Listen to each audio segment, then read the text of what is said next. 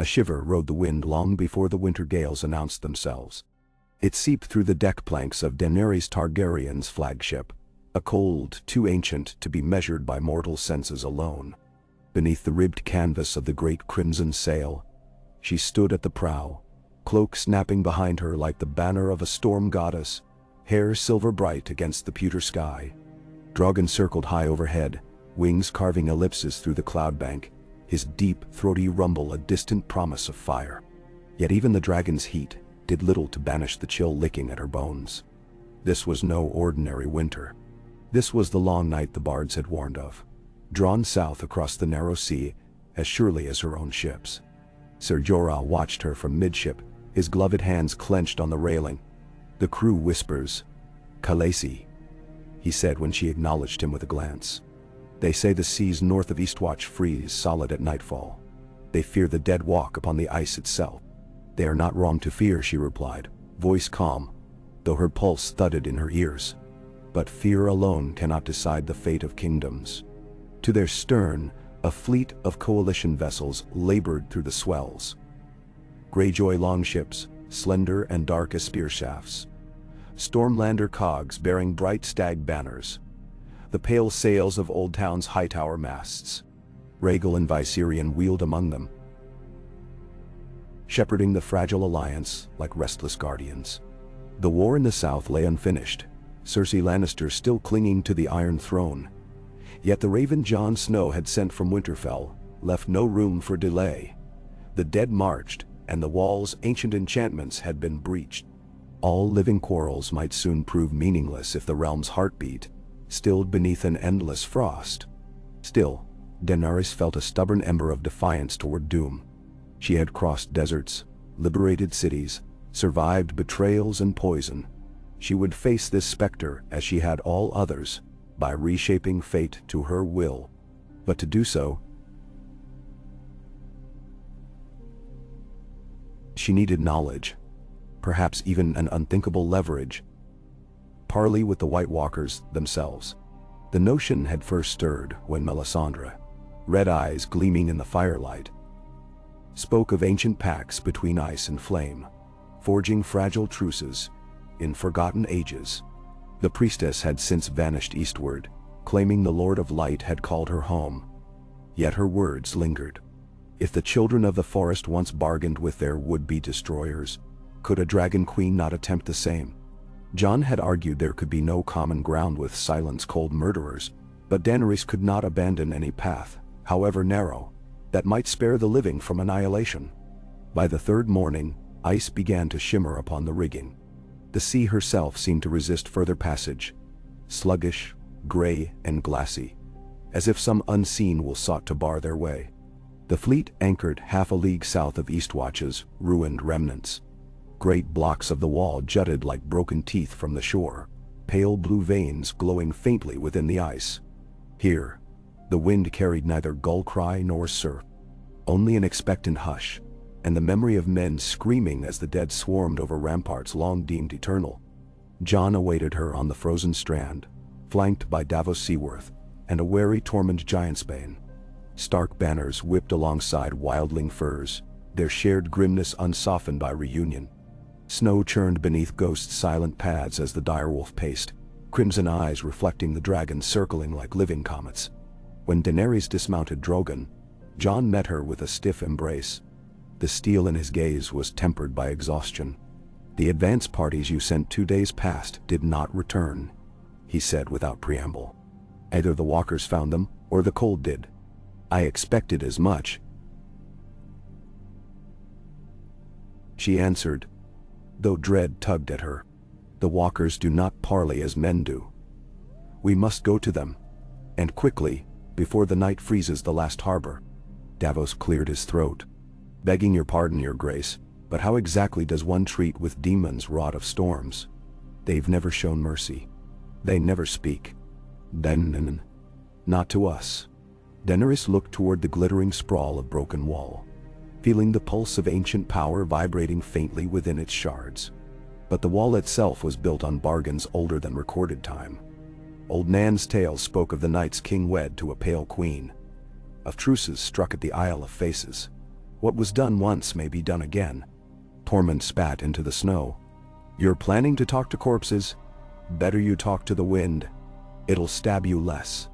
Jon laid a gloved hand on the wildling's arm. If this has any chance of stopping them without burning half the north, we try. He turned to Daenerys. But you will not go alone. Of course not.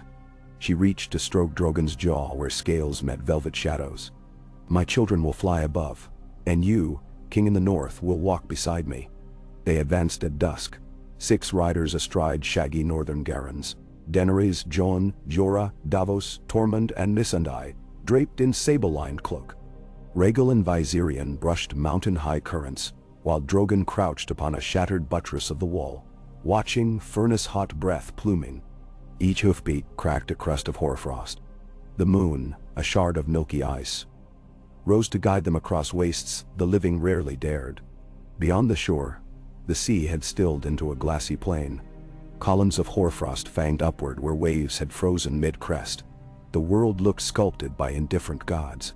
Midway across this eerie expanse, Davos drew rein. See there? He whispered. Shapes emerged from the haze, a rank of figures, no more than silhouettes at first, then distinct, tall, slender, armored in plates that shimmered like moonlight on glacier. Their eyes burned cerulean. Their blades exhaled cold mist. But they did not charge. They stood in silence, an honor guard summoned by some wordless covenant. Daenerys' breath clouded before her lips. The beating of her heart echoed louder than Drogon's distant roar. She dismounted, boots crunching. Jon matched her step for step. But the others formed a wary crescent behind. At the rank center waited a figure taller than his brethren, crown of ice horns cresting his brow. The Night King. His gaze fixed upon Daenerys, as though assessing a relic, half remembered from myth. Windless silence stretched, punctuated by distant groans of shifting ice. Daenerys raised gloveless hands, palms open.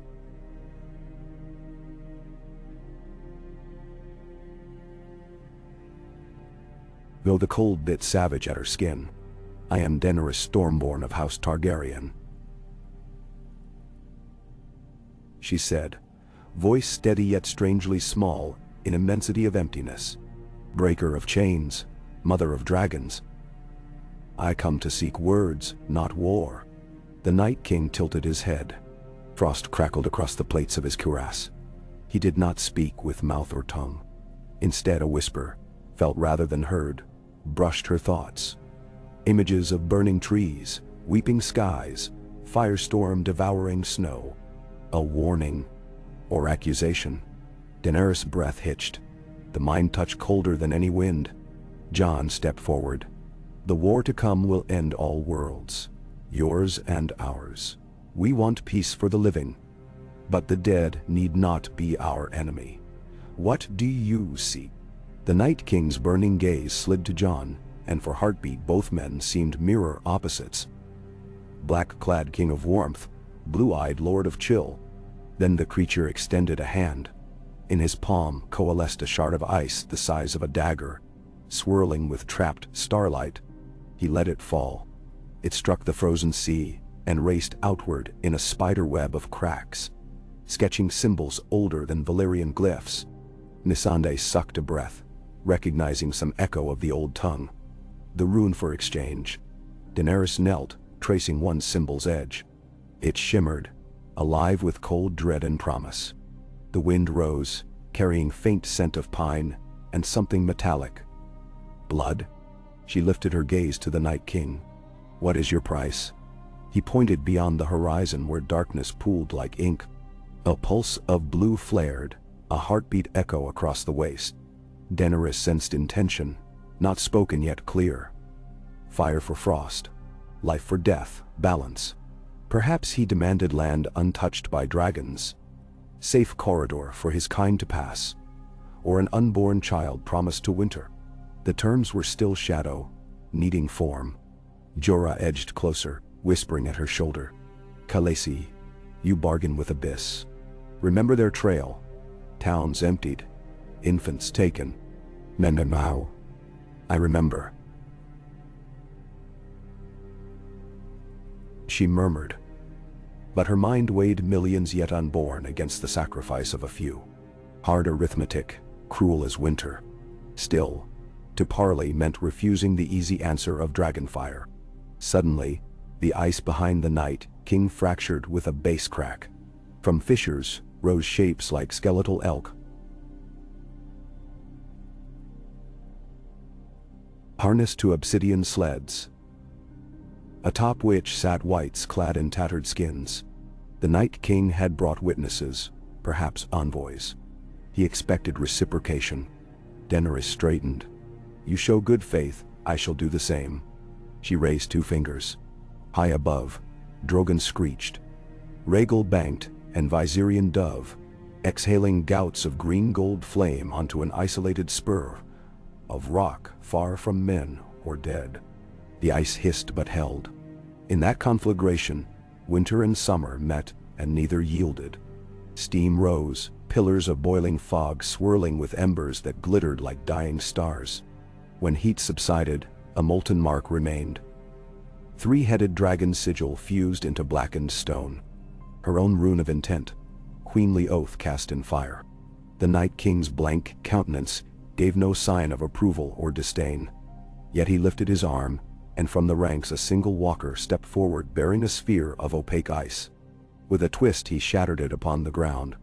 A pale mist burst outward, condensing into what seemed at first an albino raven, wings crystalline. It cawed once, a sound of cracking glaciers, then landed on the molten sigil. There it remained, sentinel between elements. Daenerys felt a shift inside her chest. The beginnings of covenant. But covenant demands a messenger. Jon stiffened beside her, shoulders taut. "What does it mean?" "A herald," she breathed. "One that can pass freely between realms, living and dead." As if in answer, the ice raven lifted and settled upon Daenerys' forearm. Its talons burned like liquid nitrogen pressing against flesh, yet she endured. The creature inclined its head, eyes devoid of light, yet seeing into depths beyond. In that moment, fragments of ice thought sketched across her vision. Images of dragonglass, of weeping heart trees, of winter roses blooming beneath polar stars. A map, a request, a verdict. She could not parse which. Around them the world darkened as true night claimed the skies, but no walker advanced, no sword rose. Even the restless dead behind their lord stood calmly, blades lowered. The ice raven flapped once, showering frostflakes that melted against Daenerys' warm breath. Jon touched her elbow. "We should return before the cold steals our horses." Reluctantly she nodded. The Night King made no move to hinder them. As they withdrew, the raven of ice remained on Daenerys' arm, guiding her mount across the mirror sea. Its chill burrowed through furs, yet she felt a strange exhilaration. For the first time since reading Jones' Desperate Raven, possibility sang louder than despair. Back at the shattered wall, the Coalition War Council convened within thawing ruins of Eastwatch's mess hall. Fires blazed in braziers, steam curling from damp stone. Gendry hammered new dragonglass blades outside. Beneath each ring of anvil, tension spooled tighter. Tyrion paced close to Daenerys, wine untouched in his goblet. "You mean to tell me you shook hands, figuratively, with a frost demon who wants, at best, vague concessions, and at worst, your firstborn? Forgive me for skepticism." "Done no one, sure." She cradled the ice raven now perching on a copper perch driven into the flooring. "I shook nothing, yet we began a dialogue. That is more than the living have achieved in 8,000 years." Varys' hood drawn tight, regarded the creature through narrowed eyes. "And what if his purpose is simply to see our plans, then strike?" "He did not attack when our throats were bared," Jon said, voice gravel and winter. "That counts for something." Tormund barked a laugh. "Counts for foolhardiness." Missandei gazed at the raven, fingers tracing its feather facets. "I believe it carries words neither written nor spoken. A language of memory. We must learn to read it." Archmaester Ebrose, fetched hastily from the fleet, nodded. "I've studied the runes of the Thousand Children tablet. If what you describe etched the ice out there, perhaps we can find commonalities." Daenerys rose. then set to work. Every hour we waste costs lives somewhere in the north.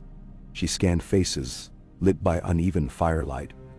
Lords, sellswords, wildlings, scholars, all bound by dread. But we must also prepare if parleys fail.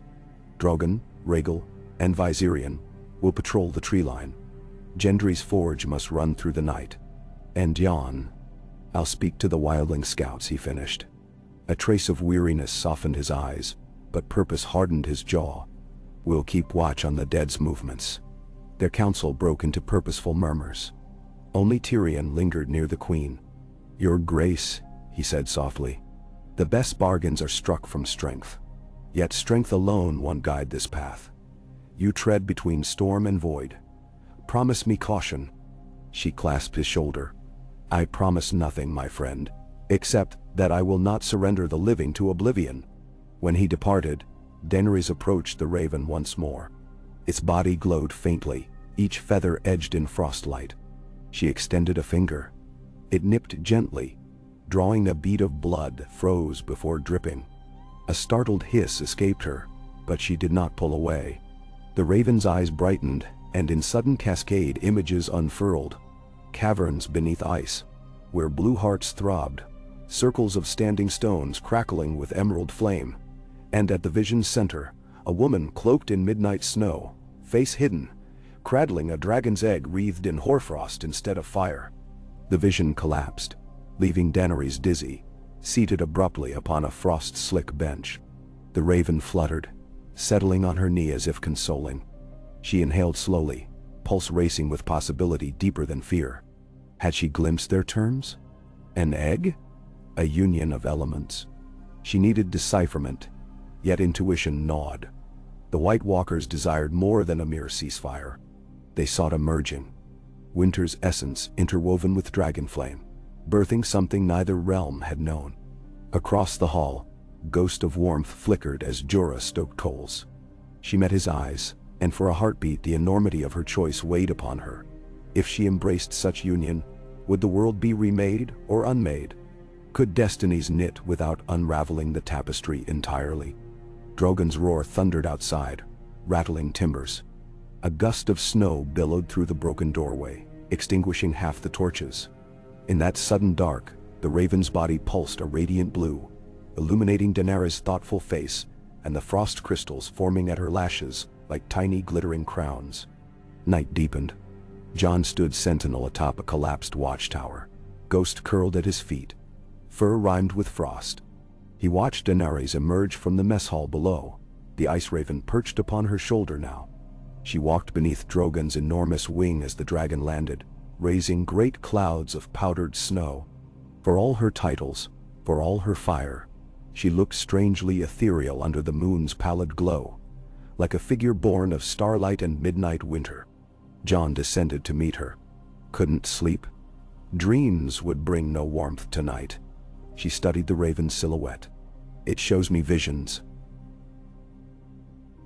A cold nest for a dragon's egg. A woman among stones. He exhaled a plume that drifted between them. The forest beyond the wall is filled with stone circles. The children once worked magics there. Then perhaps we must journey deeper than this shore. She laid a gloved hand against his cheek, thumb brushing a snowflake before it melted. But will your people follow a queen who courts the enemy? If I believe in you, he said, catching her hand, the North will trust. Not all, maybe not most, but enough. And if they don't, then I will follow alone. Emotion trembled in her throat. She turned, considering the horizon where auroras shimmered faintly, ribbons of green and violet dancing above endless ice. The world bristled with unanswered riddles, yet one truth glimmered. Life could not defeat death by blades alone. Something older than war might be required. Understanding. Without warning, the raven took flight. It soared northward in a streak of pale fire, beak pointed toward distant peaks, whose jagged silhouettes rose like obsidian spears. Jon and Daenerys watched as it dwindled, then vanished in a burst of icy luminescence. Ghost growled low, ears flattened. Jon's hand slid to Longclaw's hilt, but Daenerys touched his wrist. "It is summoning us," she whispered. "The pact will not be sealed by words whispered in comfort. We must cross into their soul's heart. And if it's a trap, then we spring it with dragons." Her smile was winter sharp, yet bright with impossible hope. High above, dawn's first light stained the edge of the world, a blood-red band across steel sky. Somewhere beyond, armies of dead marched inexorably on. Yet between their chill certainty and the fragile warmth of humankind, a crack had opened, wide enough for destiny to slip through, feather-light, ice-winged, and perilous as love. Blah. K. Snow quills drifted in lazy spirals, as though the sky itself were reluctant to hide the pale glow of the false dawn. Daenerys lingered beneath Drogon's wing, feeling the latent heat from his scaled breast press against the cold creeping through her fur-lined leathers. In that fragile wedge of warmth, she listened to the stirring of Eastwatch's skeletal ruins, the muted clatter of Gendry's hammer, the soft whicker of horses stamping frost-crusted hooves, the restless coughing of soldiers who had not truly slept since the fleet anchored. Every sound felt distant, as though carried across vast water instead of echoing within bare yards. Ice dulled the world, suturing spaces between moments, making it difficult to decide which heartbeat should follow the last. She closed her eyes and listened for the raven forged of winter. Wind moaned through breached battlements and loose shutters. But there came no crystalline wingbeat, no whisper of frost feathers, only a hush that hummed against her ribs like a silent drum. It was invitation, or challenge, or warning. The cold had its own language, subtle as drifting spores. Jon returned to the tower to rouse the watch, but she remained beneath Drogon, reluctant to move. She was not afraid of the North's emptiness. She had been raised amid the desert's brutal minimalism, but she feared what the North might reveal about herself. The ancient stories insisted that fire and ice could not coexist. Tonight, the ice had reached for her, and had not shattered. What did that make her, if not simply fire? Perhaps she was something else entirely, an alloy no song had ever dared mention. Boots crunched. She turned to find Missandei approaching, cheeks rosy from cold, hair rimed at the tips. In gloved hands she carried a notebook bound in pale leather. "The Archmaester asked I bring this," Missandei murmured. "He believes the symbols you traced match etchings discovered on the walls of the cave where you first mined dragonglass." Daenerys reached, taking the notebook. Inside, charcoal sketches danced across the page, concentric circles studded by spiderweb strikes, arcs that echoed the curve of a dragon's wing, stylized heart trees dripping tears of obsidian. She touched one rendering and felt the faintest cold thrill, as though the page were laced with powdered snow. "He thinks these signs predate even the children," Missandei continued. "They may speak of bargains struck during the Dawn Age, when the world was little more than fog and dreaming." "Bargains," Daenerys whispered, remembering the fracture lines that had spread beneath the Night King's hand, the way each spidering crack had coalesced into a runic screed. If the world once balanced fire against frost, perhaps it can do so again. Missandei's smile was gentle yet edged by caution. Balance seldom pleases either side. The small folk will fear any peace that leaves the dead upon their doorstep. "Then we must make a new doorstep," Daenerys said, gaze drifting toward the wall's collapsed flank. "A threshold both realms can guard." Missandei hesitated, then laid a hand atop the queen's wrist. "You came to break wheels, not build new cages. Remember that freedom's price is never ending. Someone must always guard the door." Daenerys' fingers tightened around the notebook. "Then let it be me." She turned toward the bitter horizon where the raven had flown. Faint curtains of aurora traced pale green sigils across a sky bruised purple by dawnlight. That slow-shifting glow felt like another form of writing, an epic unfolding overhead, only visible to those who looked beyond their hearth fires. Jon descended the tower stair, ghost padding silent at his heel. His hair was dusted white. His dark eyes reflected the pre-dawn frost, but also a subtle glimmer of something harder to define. Resolve, yes, but also wary awe. "Scouts returned," he said. "The dead have halted 10 leagues north. They're gathering among black pines, forming lines like an army making camp. He shook his head, breath pluming. The living camp. The dead should not need rest. It's almost as though they wait. For us, Daenerys replied. Jon studied her, then the notebook in her grasp. And do we go? We do. She gestured toward Drogon, who rumbled low like iron shifting in a forge. But not with the full host. A company at most. Those we can trust to hold their nerve should words turn to swords.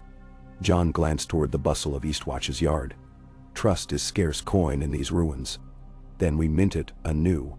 She raised her voice without shouting, letting every syllable cut the still air. Ready your mounts, my friends. Faces turned. Jorah, Davos, Tormund, Tyrion, even Gendry paused mid-swing. 80 first light, we ride north, 2 score at most. The rest fortify this wallgrave. If we do not return by the third dawn, release the dragons and burn a line from the shivering sea to the Frostfangs. Make the north into a pyre they cannot cross. Murmurs rippled. Fear, astonishment, acceptance. Swords clinked into scabbards, arrows tapped against quivers. Somewhere, a man muttered a prayer to the seven. Another to the drowned god, though every ocean lay frozen. Yet none argued. The queen's will had become as inevitable as weather. Jon stepped to her side, voice low. And if we must burn half the realm, will it still be worth calling a victory? If the alternative is endless night, she answered, what life would remain to mourn the ashes? He held her gaze a long moment. Then he nodded and turned to gather his captains. They rode at sunrise, hoarfrost crackling under iron-shod hooves. 40 souls in tight column. Knights from the Reach whose gilded helms now wore crusts of rime. Doughty wildlings in patched furs. Axes slung across broad backs. Archmesters wrapped in thick maestered ray, determined to chronicle doom if they could not thwart it. At their head rode Daenerys and Jon. Drogon, Rhaegal, and Viserion tracked overhead. Silhouettes sketched across the palest wash of dawn. East of them lay the sea, stiff as poured lead, dappled by fissures radiating from where icy sleighs had once slid. West rose haunted forests, black trunks etched against weak sunlight, their branches coated white like the bones of titans. Each mile drew them deeper into a hush so complete that even the dragon's wing beats sounded dampened, as if they too moved inside a dream. By midday they reached the first standing stone circle. Half-buried monoliths protruded from snowbanks, each carved with swirling sigils reminiscent of the runes in the notebook. Between stones lay a still pool, unfrozen despite the cold. Its surface mirrored the sky with disquieting perfection, showing no riders, no dragons, only clouds. Davos threw a pebble. Instead of rippling water, the pebble vanished with a faint hiss, as though swallowed by steam. An instant later, the stone reappeared at the pool's edge, rimed in frost. Tyrion crouched, eyeing the circle. A mirror that keeps its secrets. Whose reflection do we trust if not our own? Jorah drew blade, testing the balance. Or a gate. One a pebble passed through but could not linger within. Then, Daenerys approached the pool. The ice raven materialized atop a tilted menhir, feathers glittering. It tipped its head, and the pool stirred. Images unfurled across its glossy plain. The wall standing whole, children laughing in fields of summer woad, dragons coiled about weirwood branches like serpents of light. Then the picture clouded, replaced by spires of jagged ice, then by a nest of bones, then by a single dragon's egg glazed with frost. The visions cycled faster, until the water boiled with shifting memories too swift to grasp. Missandei spoke softly from behind. It asks you to choose. What choice? Daenerys whispered, transfixed. The raven cried once, and the pool stilled, revealing only a single image. Daenerys herself, crowned with ice crystals, holding aloft a sword forged half of flame, half of glassy frost. In the reflection her eyes burned blue, not violet. She recoiled. The vision vanished. Jon laid a steadying hand against her back. His gaze flicked from her to the water, then to the raven. It shows possibilities, not certainties. But it knows what price I'm willing to pay, she replied. It weighs me the way I weigh them. She took a breath, then addressed the raven.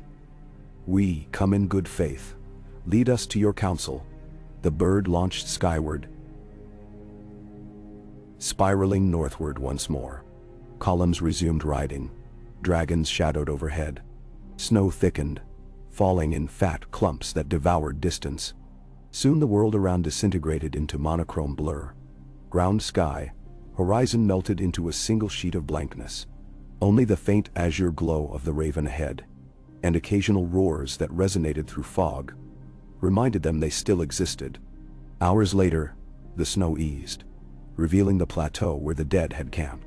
No siege engines, no flickering torches, just ranks of silent whites forming concentric rings around crystalline spires jutting from the permafrost. The spires radiated a blue glow, casting ghost light across the army. Between ranks stalked white walkers, pale armor gleaming like cut diamond. They did not advance. They merely watched. Daenerys raised a fist. The column halted within bowshot but did not loose an arrow. Drogon banked overhead, but at her word he withheld flame. Even the dragons seemed bewildered by such a passive host.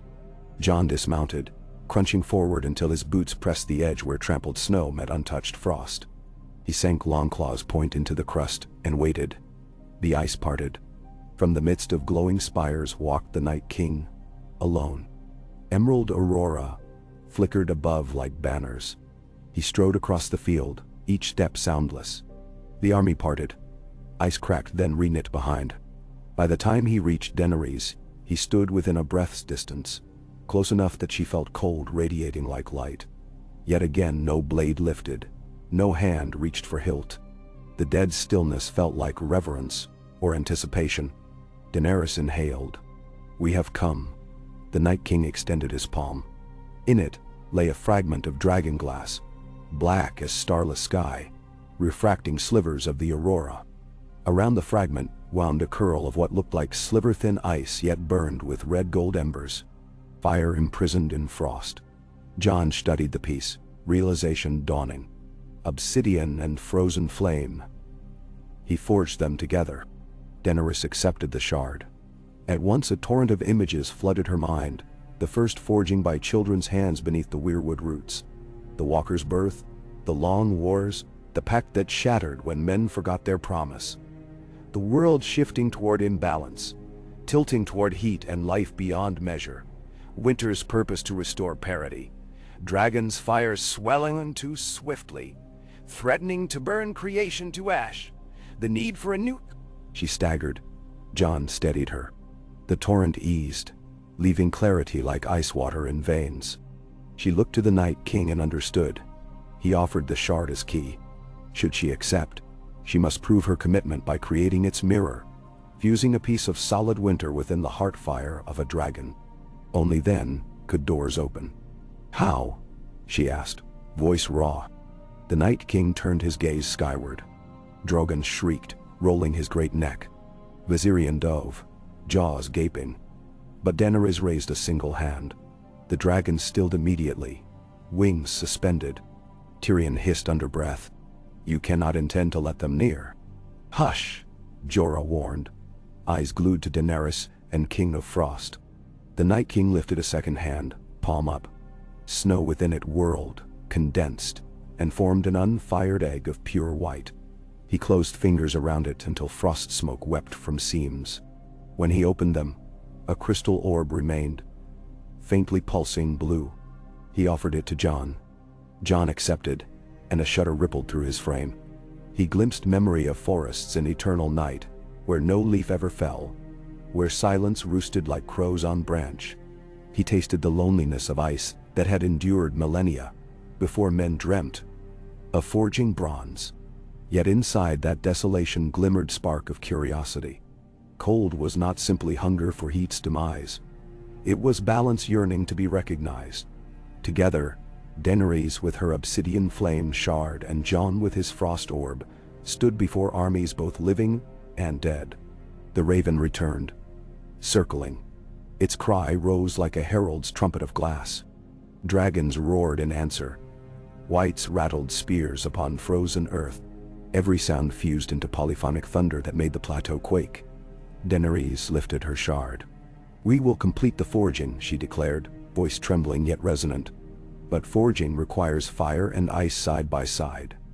A place neither element claims." The Night King inclined his head once. Imperceptible, yet sufficient. They traveled deeper, beyond the Shadow Valley, where heart trees grew twisted by centuries of sleet, to a cavern mouth ringed in icicle fangs. The tunnel sloped down, lit by stalactites glowing faint blue from minerals unknown. As living retinue advanced, frost receded just enough to permit passage. Whites marched outside, but none followed within. The forging must take place among equals, untainted by rank and file fear. Jon and Daenerys led the way, torches absent. Her shard cast ember fire. His orb mirrored moonlight. At the cavern's heart, they found a chamber half filled with some translucent substance. Neither ice, nor glass, nor stone. It looked like frozen sky poured into a bowl of rock.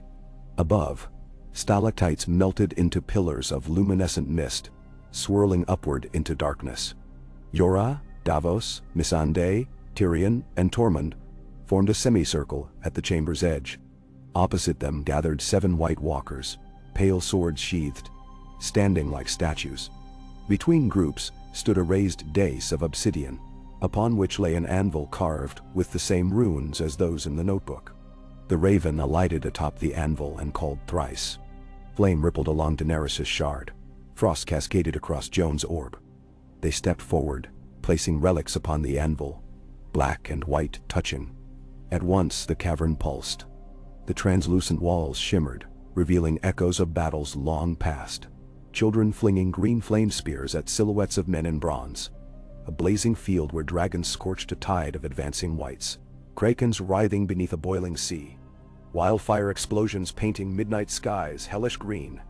Each vision flickered then fled, as though the cavern itself were exhaling memory. Daenerys raised her hand. Drogon roared distantly. Above ground, his fire heated the cavern's ceiling, sending veins of warm steam swirling downward. Jon drew Longclaw, blade flashing ghost silver. Frost leapt from the orb, coating steel until it glowed sapphire. With a breath that tasted of both brimstone and glacier, Daenerys swung her shard downward, no hammer yet required, and Jon met her stroke in perfect counterpoint, Longclaw descending. 2 forces clashing atop the anvil. A sound unlike any echo filled the world, part roar, part scream, part symphony. Flames erupted from the shard. Ice speared from the orb. Where they met, they did not annihilate. Rather, they spiraled into one another, weaving a helix of incandescent frost and burning snow. Sparks rained in colors unseen. Crimson that felt like sorrow. Blue that smelled like cedar. Gold that tasted of distant thunder. They struck again and again, forging not metal, but agreement. Each ringing blow hammered history, bending it toward a line neither side could foresee. On the 10th strike, light collapsed inward, forming a coiled scepter no longer than a heron's wing. Its length shimmered translucent, veins of flame coursing between arteries of ice. Runes shimmered across its surface, alive with covenant. Daenerys' arms trembled. Jon's shoulders ached. Sweat froze at their brows even as steam coiled around them. They lowered weapons. The scepter hovered above the anvil, balanced on unseen winds. Slowly it descended into Daenerys' grasp, then into Jon's. The scepter shifting hue each time. Remembering both, the Night King stepped forward. He extended his hand. For a breath no one moved. If the scepter passed into frozen fingers, would winter claim it? Daenerys hesitated, studied its surface. Where her palm had touched, faint traces of dragon scales glimmered. Where Jon's had touched, the direwolf sigil flickered. It must belong to none, she realized aloud. Or to all. With careful motion, she set it upon the anvil once more. Then she sliced her palm on her shard's edge, letting blood spatter the scepter. Jon followed, pressing crimson against froststeel. The Night King, in a gesture that startled every soul, removed his gauntlet. Beneath lay skin not mottled nor corpse gray, but pallid as starlight. He dragged a talon across his palm. Pale ichor, nearly colorless, pooled, then fell upon the scepter. The fusion seethed. Sizzle of blood on ice. Hiss of frost on flame. The scepter absorbed each essence until its surface glowed white. Light exploded outward, washing through the cavern, then through the world beyond. Dragons shrieked, whites stiffened. In the plateau above, ice cracked in radial lines. Yet instead of collapsing, it sprouted azure lilies whose petals exhaled mist. When the glare subsided, the scepter lay inert, gleaming with subdued luminescence. Daenerys, Jon, and the Night King together lifted it. They turned its tip toward the cavern wall. Runes flared, carving a doorway of shimmering frost glass. Beyond, a corridor opened onto a landscape unknown. Lush meadows beneath violet skies where snow fell warm like petals, and fires blazed cool as river water. A realm between extremes. The effect outside was immediate. Armies of dead faltered. Some whites collapsed entirely, as though untethered. Others remained upright, but lower their weapons, eyes no longer burning but glowing soft as winter stars. Among the living ranks, soldiers wept or laughed, or simply stared. Dragons banked wide arcs, uncertain. A hush deeper than previous hush settled as both sides felt a new presence, a gravitational shift of purpose, tethering them to this between realm. The Night King stepped toward the doorway but paused, waiting. Daenerys understood. The path must be walked hand in hand. She glanced at Jon. He nodded. Together, ice and fire grasped the scepter, and with the Night King beside, they crossed the threshold.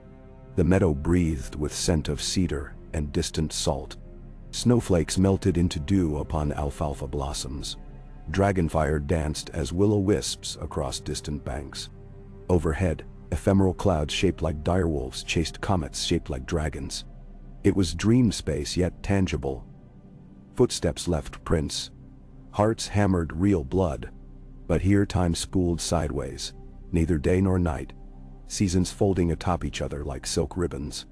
The Night King relinquished the scepter. He touched a drooping violet fern. Leaves crystallized. Flowers shimmered flame. Illustrating his influence could create as well as destroy. Then he turned to Daenerys and Jon. Words formed on air without lips. Balance fails. Fire grows. Ice answers.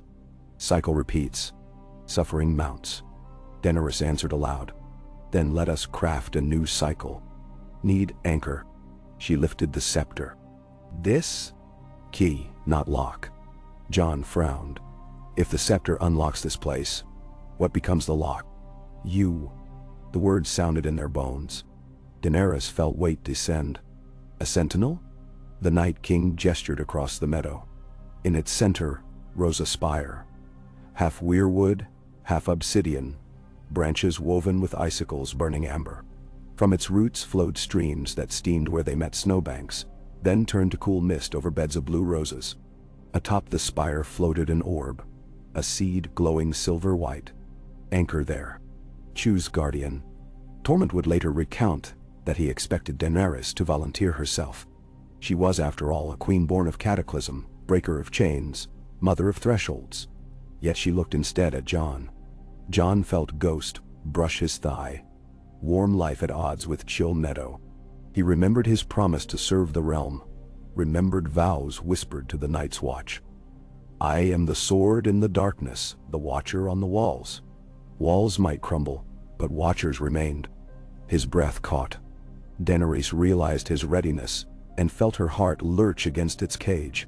She saw in his eyes the same resolve that had sent Ned Stark to die for honor, Robb Stark to march for justice. She could not watch another Stark freeze beneath the mantle of duty. But the Night King's gaze pressed. Two halves of a world, one of burning conquest, one of silent vigil, found equilibrium in their joined destinies. Perhaps the Guardian need not surrender life, only presence. A sentinel existing both inside and outside mortal time. Guiding the cycle, yet also part of it. Daenerys placed her hand over Jon's on the scepter. We hold together, she said. Two guardians. Jon's lips curved. You won't be caged by ice. nor you by flame." The Night King approached, laying his palm upon theirs, chilling them yet imbuing the scepter with shimmering motes. The seed above the spire drifted downward, settling upon the scepter's tip. Light pulsed.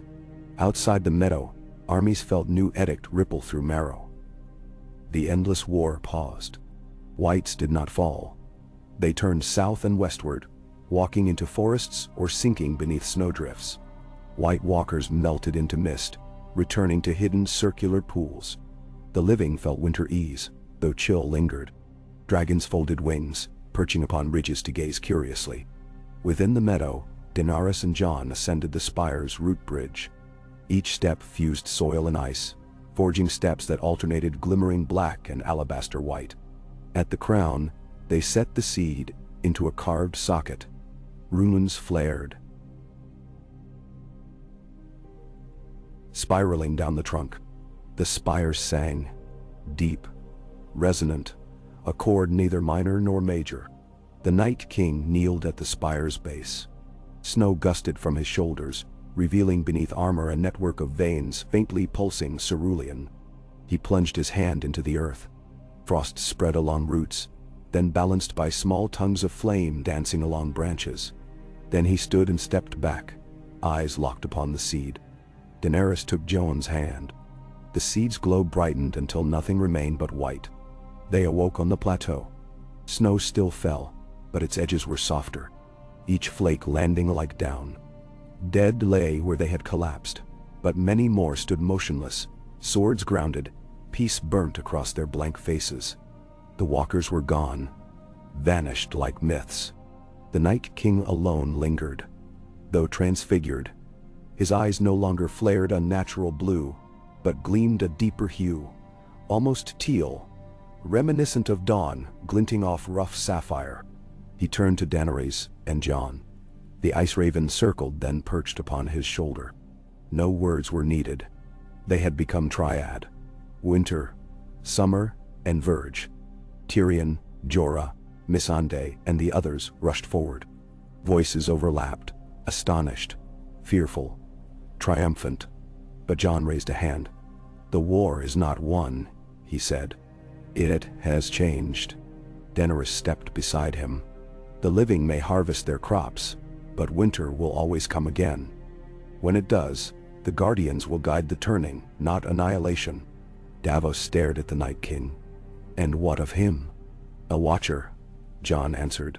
"Bound by pact as we are. Not a king, but a steward." "Da." The Night King inclined his head, echoing. Tormund huffed a steamy breath. "I'll still be checking under my bedroll." Soft laughter rippled, first uncertain then genuine. Relief cracked open hearts hardened by terror. But no one danced or sang. They sensed balance precarious. Yet even that fragility tasted sweeter than unwinnable war. Daenerys surveyed the plateau. Dragons landed, enormous shadows folding into leathered hills. Rhaegal nudged rows of silent whites, sniffing curious. When they did not raise weapons, the green dragons snorted a plume of smoke that spiraled like incense. Viserion stretched wings to gather falling snow. Drogon fixed on the Night King, but found no foe there.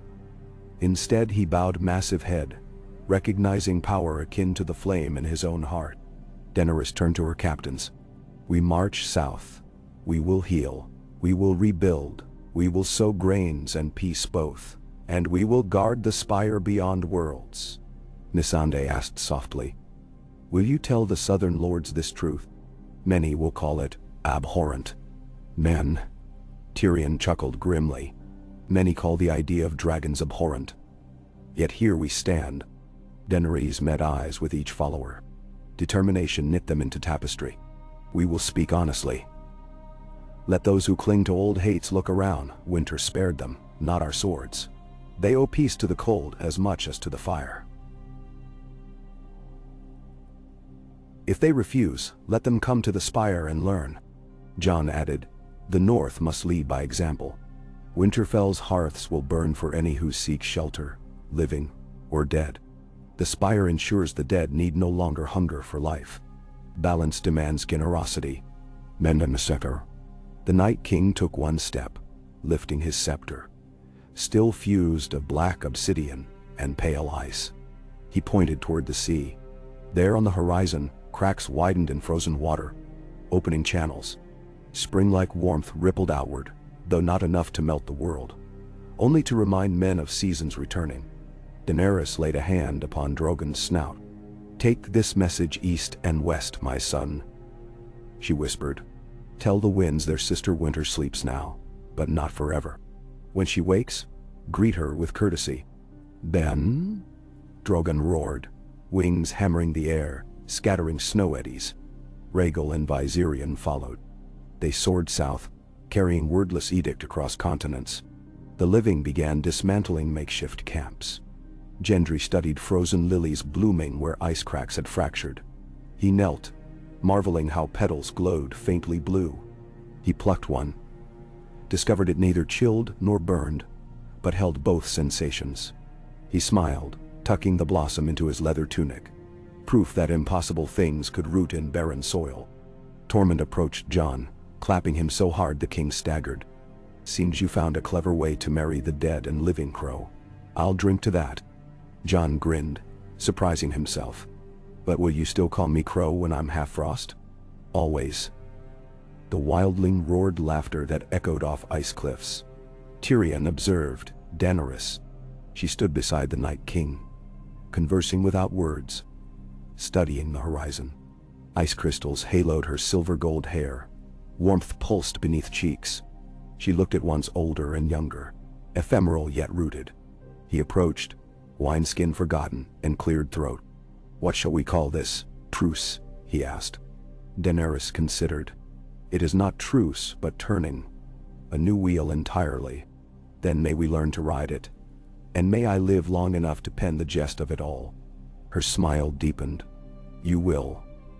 Someone must teach laughter to the lilies." Night approached again, but night no longer threatened endless black.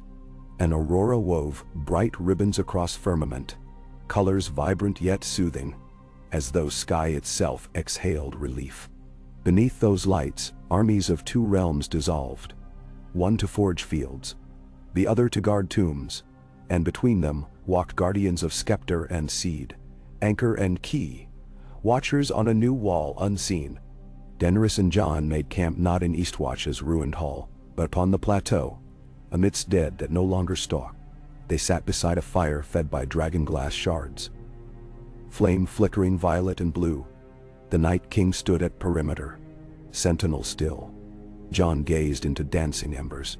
"I once thought death the enemy, something to defeat. Now it is partner. How do we govern with paradox?" "Nender. By remembering life is paradox," Daenerys replied. "A flame that feeds on itself to burn. We've only widened flame's dance circle." He chuckled softly. "You sound like a maester. I feel like a girl on her first horse ride, terrified yet thrilled." Wind carried faint echo of surf, far to the east, waves thawing.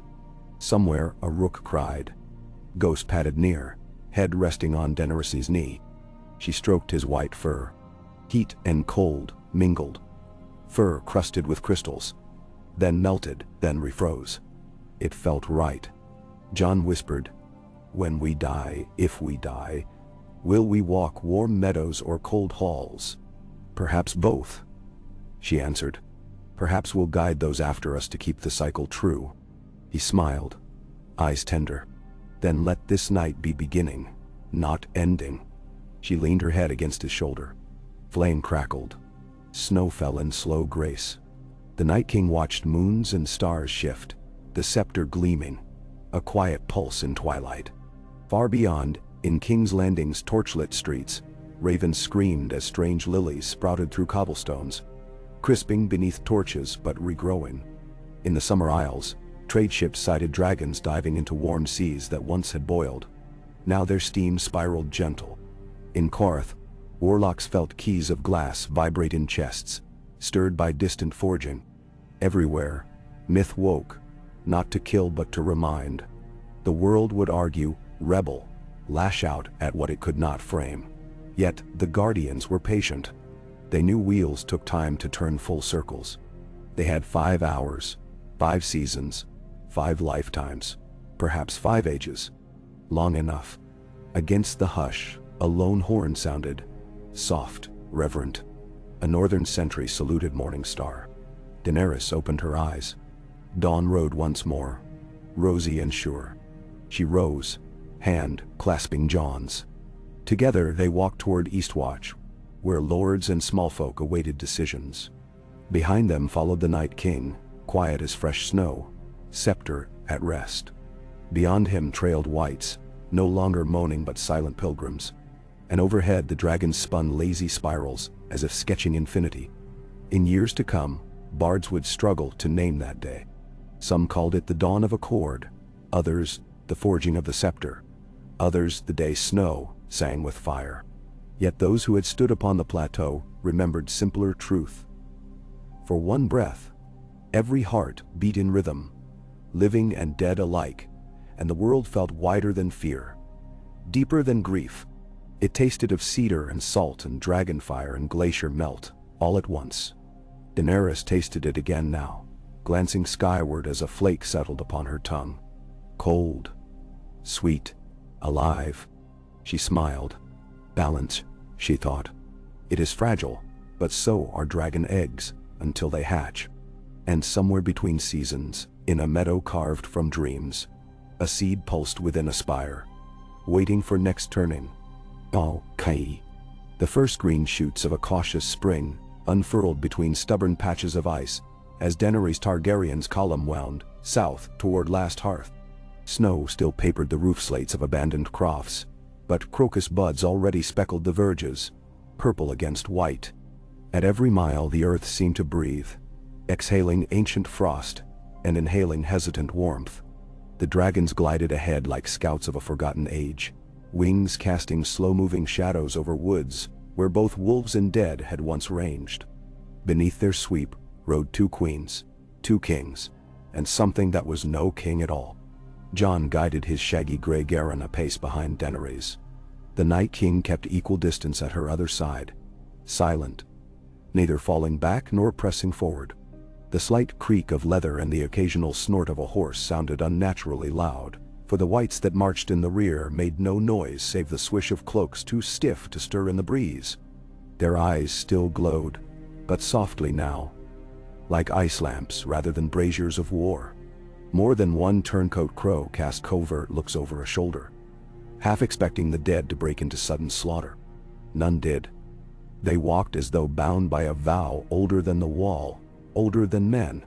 Tyrion Lannister rode at Daenerys' left hand, pages of parchment fluttering from a lacquered tube slung at his hip. He wrote whenever the column halted, miniature entries, precise and dispassionate.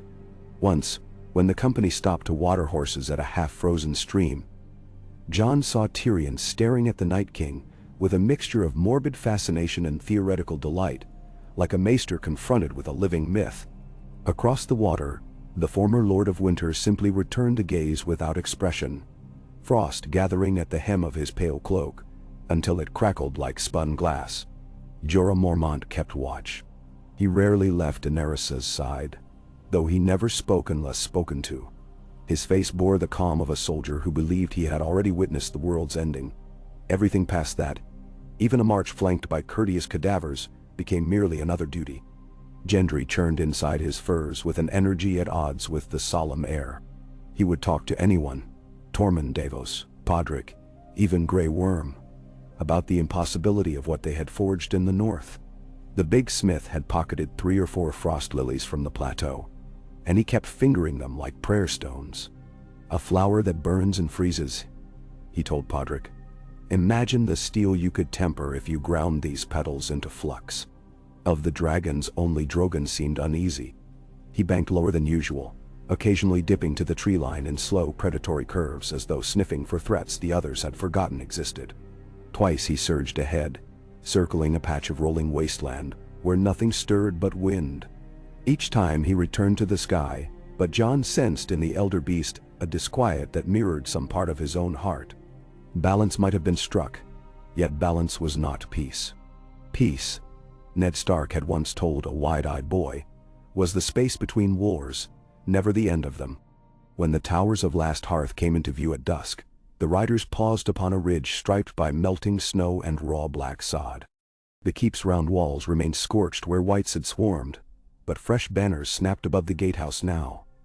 The flayed man of the Boltons ripped down, replaced by a deer wolf stitched in new grey cloth. Jon felt a pang. The castle had belonged to the Umbers since the Age of Heroes, but the last Umber boy had died impaled upon Night King's spiral the winter past. Now the North reclaimed the ruin, but no Umber remained to claim it with them.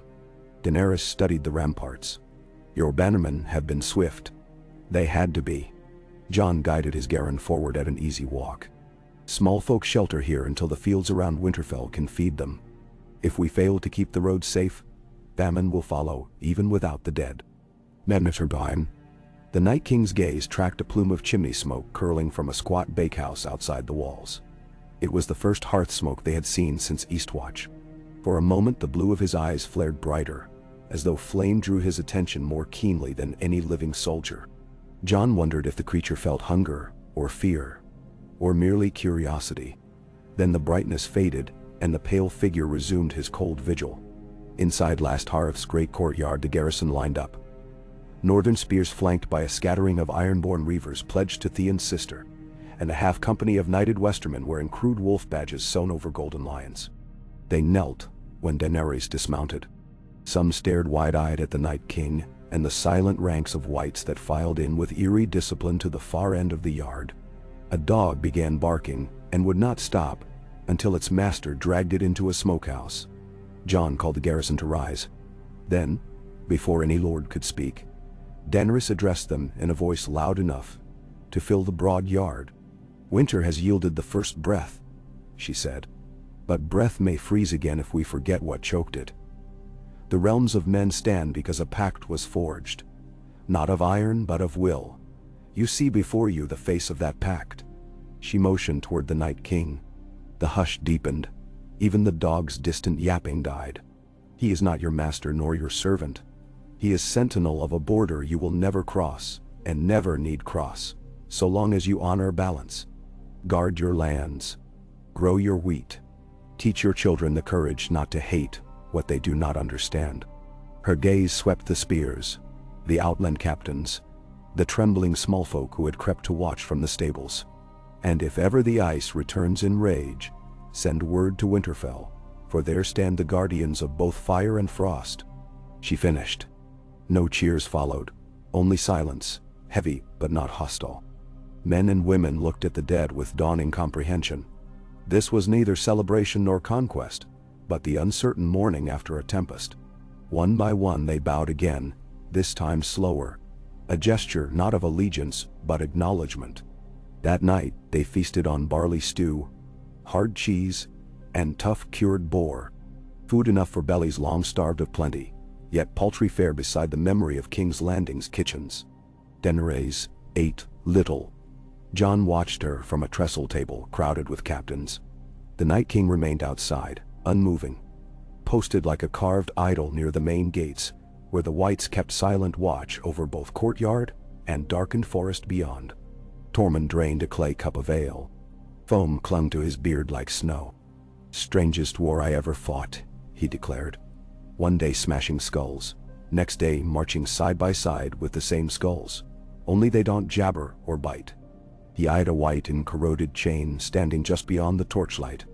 Almost missed the screaming. Gendry nudged him. "Careful what you ask for." Tyrion arrived, parchment tube now bulging. He clambered onto the bench beside Jon. "My queen is fretting again. She broods like a dragon yet can't scorch the cause, so she pokes food instead. Care to relieve her gloom?" "Badnin."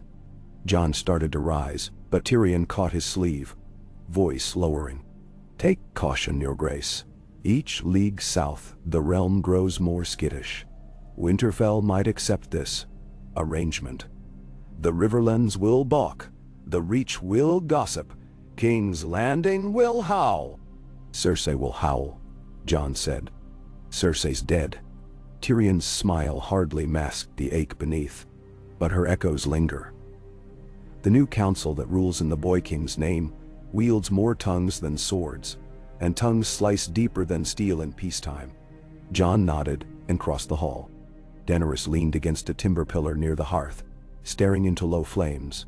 Her hair shone copper and silver in the firelight. The tiny braids she favored after a ride clung damp with thawed snow. He said her name softly. She looked up, half smiled. "Does the stew taste like sawdust to you as well?" "Everything does," he admitted. "Hard to taste after you've bitten winter itself." She turned from the hearth, eyes shadowed. "Tell me truth, Jon Snow. Do they fear me more now or less?" He considered. "Less, perhaps. You stand between them and the thing they dread still. Fear of you has purpose. Fear of him." He nodded toward the gates. Was empty terror empty no longer? A corner of her mouth lifted. "You have a stark gift for gloom. Tyrion worries we will meet knives in the dark before we meet petitions. Do you think that likely?" "Knives are ever likely, but petitions are daggers too. They slice slower." They passed the rest of the night in sparse talk, mostly of logistics. Ships to ferry grain up the White Knife, stone masons to reinforce Winterfell's walls, maesters to track each thaw-burst river in case of flood. When candles guttered, Daenerys retired to the chambers hastily swept for her. Jon slept on furs beside Ghost in the high dormitory reserved for visiting lords. But sleep eluded him. His mind strayed to the seed within the dream meadow, to the glowing spire, to a sense of something tugging lightly at his soul as though an invisible thread bound him to distant music, faint yet present even here in a drafty northern keep. He was up at first light, armor buckled by Podrick's clumsy but earnest hands. By the time the pale disk of the sun topped the pines, the company set forth again. Their path skirted deep drifts along the King's Road, snowmelt creating muddy pools that sucked hooves to the fetlock. The Whites ignored terrain difficulties, gliding over obstacles as if weightless. Once a horse reared at their passing. The animal's eyes showed white and foam flecked its bridle. The Night King laid a frost-tipped finger to the steaming nostrils. The horse stilled like marble, then lowered its head, calm as a plow nag. Davos muttered a prayer to the mother. 3 days south. Spring. Strengthened. Ravens flapped between stands of budding ash. Wild violets decorated the verge. Riders met small folk trudging north to trade smoked trout for winter grain. Most scattered at the sight of the dead, but a few remained. Curiosity overcoming fear when they recognized Jon's gray direwolf pacing at his stirrup. One brave girl of perhaps 12 winters approached Daenerys with a clutch of withered blue roses tied by twine. These she offered first to the queen, then hesitated and, heart-hammering, extended a single bloom toward the Night King. The pale figure looked on, crystalline pupils reflecting her round face. He took the rose. Hoarfrost glazed the petals, yet the flower did not blacken or crack. The girl fled then, but laughter chased her, not sobs. At White Harbor, they found an army of fisherfolk crowding the docks. Nets hung to dry across jetties tilting under weight of melting ice. Lord Wyman Manderley, gaunt from hard winter yet resplendent in sea-green cloak, knelt before Jon, then before Daenerys, though he rose slower from the second bow. His eyes lingered on the Night King with unveiled dread. But he greeted them politely, offered salt, fresh flatbread, and place at his hearth. When told the dead must camp outside the walls, Wyman paled further but agreed. The city rang with gossip by nightfall. Inns overflowed. Rumor raced faster than gulls before a storm.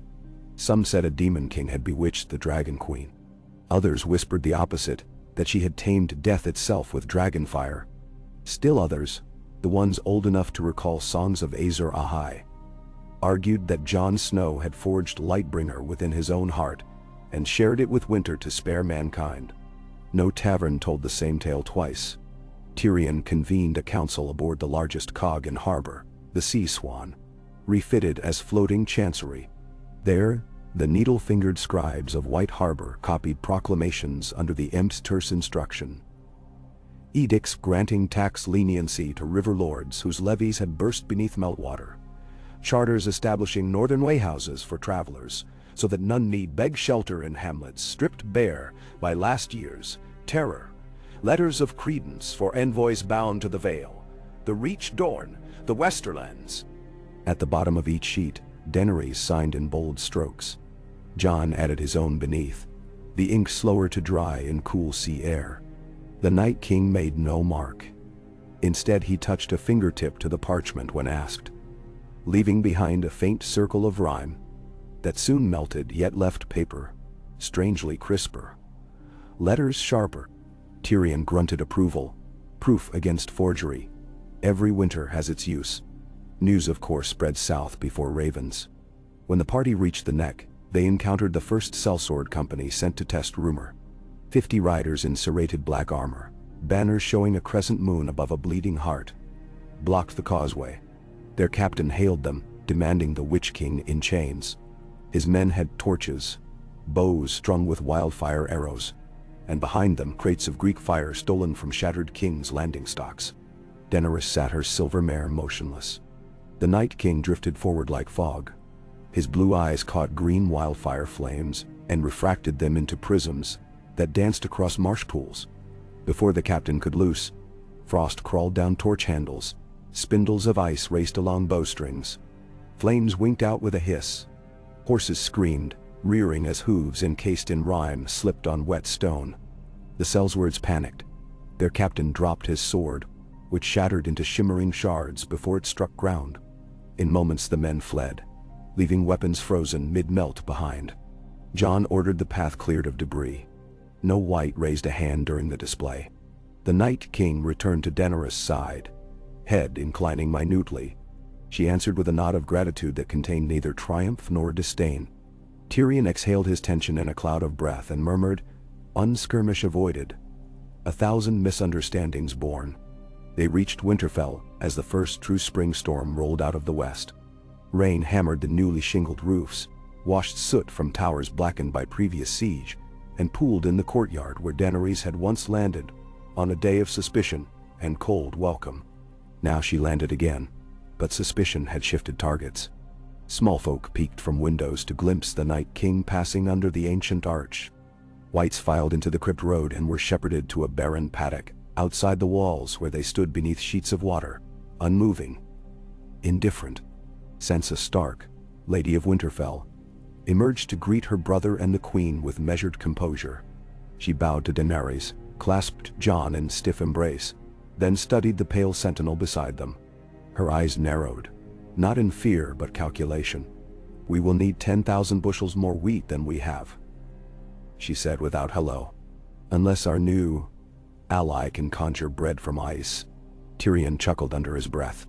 "If ice bread were possible, I expect the northern diet would already be legend." Sansa disregarded him. "I invited lords of the Riverlands and Vale to council. They will arrive within a fortnight. They bring lawyers and cloistered maesters, versed in ancient charters.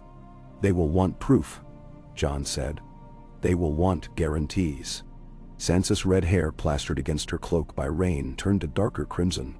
The North barely believes what ravens told.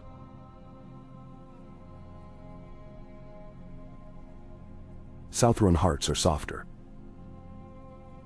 Fear cuts them quicker. Daenerys placed a hand upon Jon's arm. "Invite them to witness a rite," she said. "To spire." A hush followed, only patter of rain on Jon's gorget. Sansa looked between them. "You propose to march an embassy beyond the wall. The lords will think you mad." They called Father mad for less. Jon replied, "They thought Father cautionary tale. Better a tale that ends in dawn than one drowned in night." That night the castle rang with preparation. Maester Wakely penned invitations on parchment, embossed with the new sigil. 3-headed dragon entwined with a direwolf, each head half white, half crimson. Gendry stoked forge fires to shape ceremonial torches of dragonglass and weirwood ash. Missandei and Podrick managed stores. Davos consumed tankards of bitter northern ale while drafting supply tallies. Tyrion drilled Grey Worm on legal niceties of Westerosi precedents, until the unsullied commander excused himself, claiming spears more comfortable than quills. The Night King wandered the godswood. Pale blossoms drifted from heart tree boughs under spring rain, some petals freezing where his cloak brushed them, others bursting into brief sparks. Ghost stalked at his side, sniffing curiously. Sometimes Jon watched from the tower window, uncertain which being was wilder. 8 days later, the first lords arrived. Bronder Frey, Lord of the Crossing, gaunt and sharp-eyed. Sir Robin Arryn, taller now, cheeks still boyish, but gaze harder since war. Lady Brienne of Tarth, representing Lord Podrick Payne, interim warden of the North March. Sir Harren Beesbury, carrying Old Town's seal, and a dozen legal tomes strapped behind his. More followed, a Dornish envoy dressed in sunrise colors, Sir Stafford Lannister of the Westerlands, accompanied by silent sectons of the faith militant, now reinstated under King Tommen II's Regency Council. They gathered in Winterfell's great hall below banners that dripped foam from thaw-wet canvas. Axes rattled. Voices clashed. Some refused to sit in the Night King's presence. Others refused to sit unless Daenerys dragons were tethered outside. Compromise set the meeting at dusk, dragons roosting on the ancient ramparts, undead standing statue still along the courtyard circumference. Tyrion called the assembly to order. He spoke of necessity, of the toll already paid, of cycles older than thrones. Daenerys recounted forging of the scepter, the Meadow Realm, the seed. Jon described wading through blood at Hardhome, watching the wall crumble, forging alliance not in pride but desperation. The Night King spoke only by presence. At one point he raised his scepter. Frost rhymed each goblet. Wine inside cooled to crisp perfection. Lords sipped despite themselves, and some shivered at the taste of fruit turned winter bright. Arguments flared. Sir Harren read excerpts from the Pact of the Seven Streams, asserting the living owed no fealty to death. Lady Brienne countered with legend of Garth Greenhand, forging harvest ties with spirits of frost to spare his people. The faith militant cite scripture, when darkness walks, smite its foot with blessed flame. Davos muttered that truth seldom survives scripture intact. Talks stretched to midnight. At last, a fragile consensus formed. A delegation would travel beyond the wall under safe conduct of dragons and whites alike, to witness the spire and judge terms firsthand. If the spire proved benign, each lord would swear limited adherence to balance. Monthly tithes of grain to supply watchers, annual pilgrimages by chosen clerics to observe the cycle, and for every generation, a single youth offered to train among guardians, living or dead, as fate decreed. Not as hostages, but as bridges. The Night King heard these clauses and inclined his head once. Frost patterns blossomed across flagstones, forming concentric rings, the very runes Daenerys had traced months earlier. As each lord stepping forward to place a palm upon outermost ring, the frost melted, rune by rune. When the final sigil dissolved beneath Harren Beesbury's trembling touch, the pact inked itself into winter. Preparations consumed another fortnight. As dusk fell on the appointed day, the delegation rode north. Brienne on a shaggy north horse, Sir Robin beneath a voluminous ermine cloak, Dornish envoy light and bright against grey surroundings. The whites formed a silent honor guard. Unsullied ranks flanked the rear. 2 maester carts rattled behind, laden with scrolls, inks, and crystalline sample boxes for any flower or stone deemed miraculous. The King's Road thawed into riverine muck. Wagons axle-deep were hauled free by undead whom mud could not foul. Whites toiled in silence, overwhelmed only by creak of leather armor.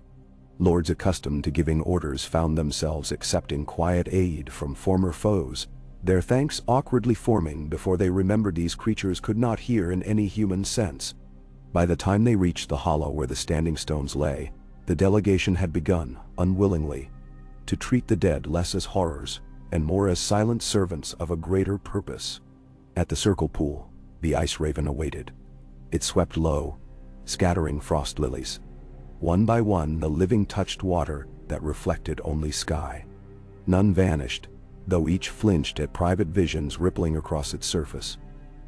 Lady Brienne glimpsed Renly's laughing face, green fire behind. Sir Robin saw Lysa's tears falling upward, like reversed rain. Harren Beesbury glimpsed his father's quill snapping, ink bleeding into hands of time. Yet each stepped back, renewed. The final march across the vast ice plain was blessedly calm. No undead hordes, no shrieking winds, only the hush of snow under fur-lined boots. But tension crackled under false tranquility. Tyrion noticed the faith-militant knights whispering to one another, hands never far from star-shaped daggers. He reported to Jon, who assigned Grey Worm to keep them in sight. The cave mouth yawned black beneath auroral haze. As delegation filed down the sloping tunnel, torches flickered out, replaced by pale radiance seeping from the walls themselves. The spire glowed ahead, seed pulsing within. Here, in shadows of primordial quiet, men finally understood the enormity of what had been forged. A heart beating for both realms. Daenerys led them onto the obsidian dais. She raised the scepter. The seed responded, brightening until it cast no shadow. The Night King stepped forward, touched frost-veined fingers to the seed. A gentle chime sounded, like distant crystal bells in a winter court. And then, as lords and knights watched, petals of light unfurled from the seed, each bearing images. Children playing beneath midsummer moons, harvest feasts unmarred by plague, winters blanketed not by corpses, but by quiet rest, summers tempered by cool rains rather than blistering drought. They saw cycles turning, each bending toward balance rather than cataclysm. It was too much for some.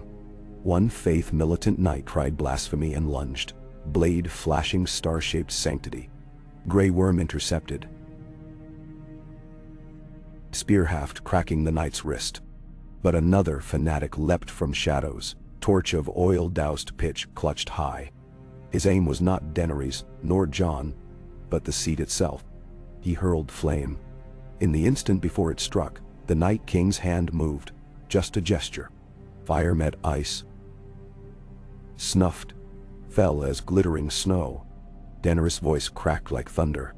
She proclaimed before gods old and new that any act against the seed, scepter, or spire would be treated as treason to life itself. The spire chimed again, deeper. Whites stepped silently to encircle the dais, forming a wall between relic and men. Dragons roared above, their cries echoing through stone. The fanatics knelt, weeping. Grey Worm bound them. Heron Beesbury, cheeks slick with tears, murmured, "This is older than scripture." Brienne of Tarth laid a gauntleted fist over her heart. Sir Robin Arryn removed his helm and laughed, half hysterical, half joyful, as if finally free of invisible chains. The Dornish envoy whispered a vow in the tongue of the Rhoynar, promising water and fire alike. When the seed dimmed to its steady rhythm, the delegation bowed. Parchments were signed at a table of translucent quartz conjured by the Night King's touch. Each lord affixed wax with either dragon direwolf sigil or his own crest. The Night King pressed frost, sealing all. Tyrion noted how the ice hardened wax faster than sand-cooled glass. Seals could not be broken without shattering entire document, practical insurance. They began the journey back with hearts lighter, though legs heavy from awe. Snow had ceased. The sky blushed lavender. The entire world seemed to hold its breath. Halfway to the standing stones, trouble struck. The muddy track had thawed further, obscuring stones and rotted trunks beneath a skin of meltwater. As wagons creaked over a shallow gully, a wheel snapped. Cries went up, horses reared. From the scrub erupted figures in ragged armor daubed with crimson paint. Craster's last bastards grown into reavers, or outlaws who had worshipped the dead only when the dead promised slaughter. They screamed oaths to true winter, loosing quarrels tipped with black obsidian. In chaos, a quarrel grazed the Night King's shoulder. It did not bite flesh but cracked ice plating, shards shedding like thin glass. He did not flinch. White surged to defend, but a second wave of marauders hurled clay pots filled with wildfire stolen from the sellswards earlier defeated. Green flames blossomed, catching two whites and licking at a wagon of parchment. Smoke belched acrid chemical stench. Brienne leapt atop a cart, shield raised. Jon drew Longclaw, shouting orders. Daenerys whirled, silver braids whipping as she called Drogon from the lowering sky. But before dragonfire could cleanse the ambush, the Night King raised his scepter and drove it into the thaw-soft ground. A pulse rippled outward. Soil froze in rings. Wildfire sputtered, turned brittle. Flames converted to azure wisps, seeping harmlessly into air. Bolts halted mid-flight, encased in frost cocoons. Outlaws stumbled, axes and swords icing over in their very hands. Silence swallowed screams. Whites reformed ranks. Drogon landed but did not exhale fire. Instead he observed the hush with head cocked, as though listening to new laws of physics. The Night King strode forward. His eyes glowed, but not with wrath, rather with depthless authority.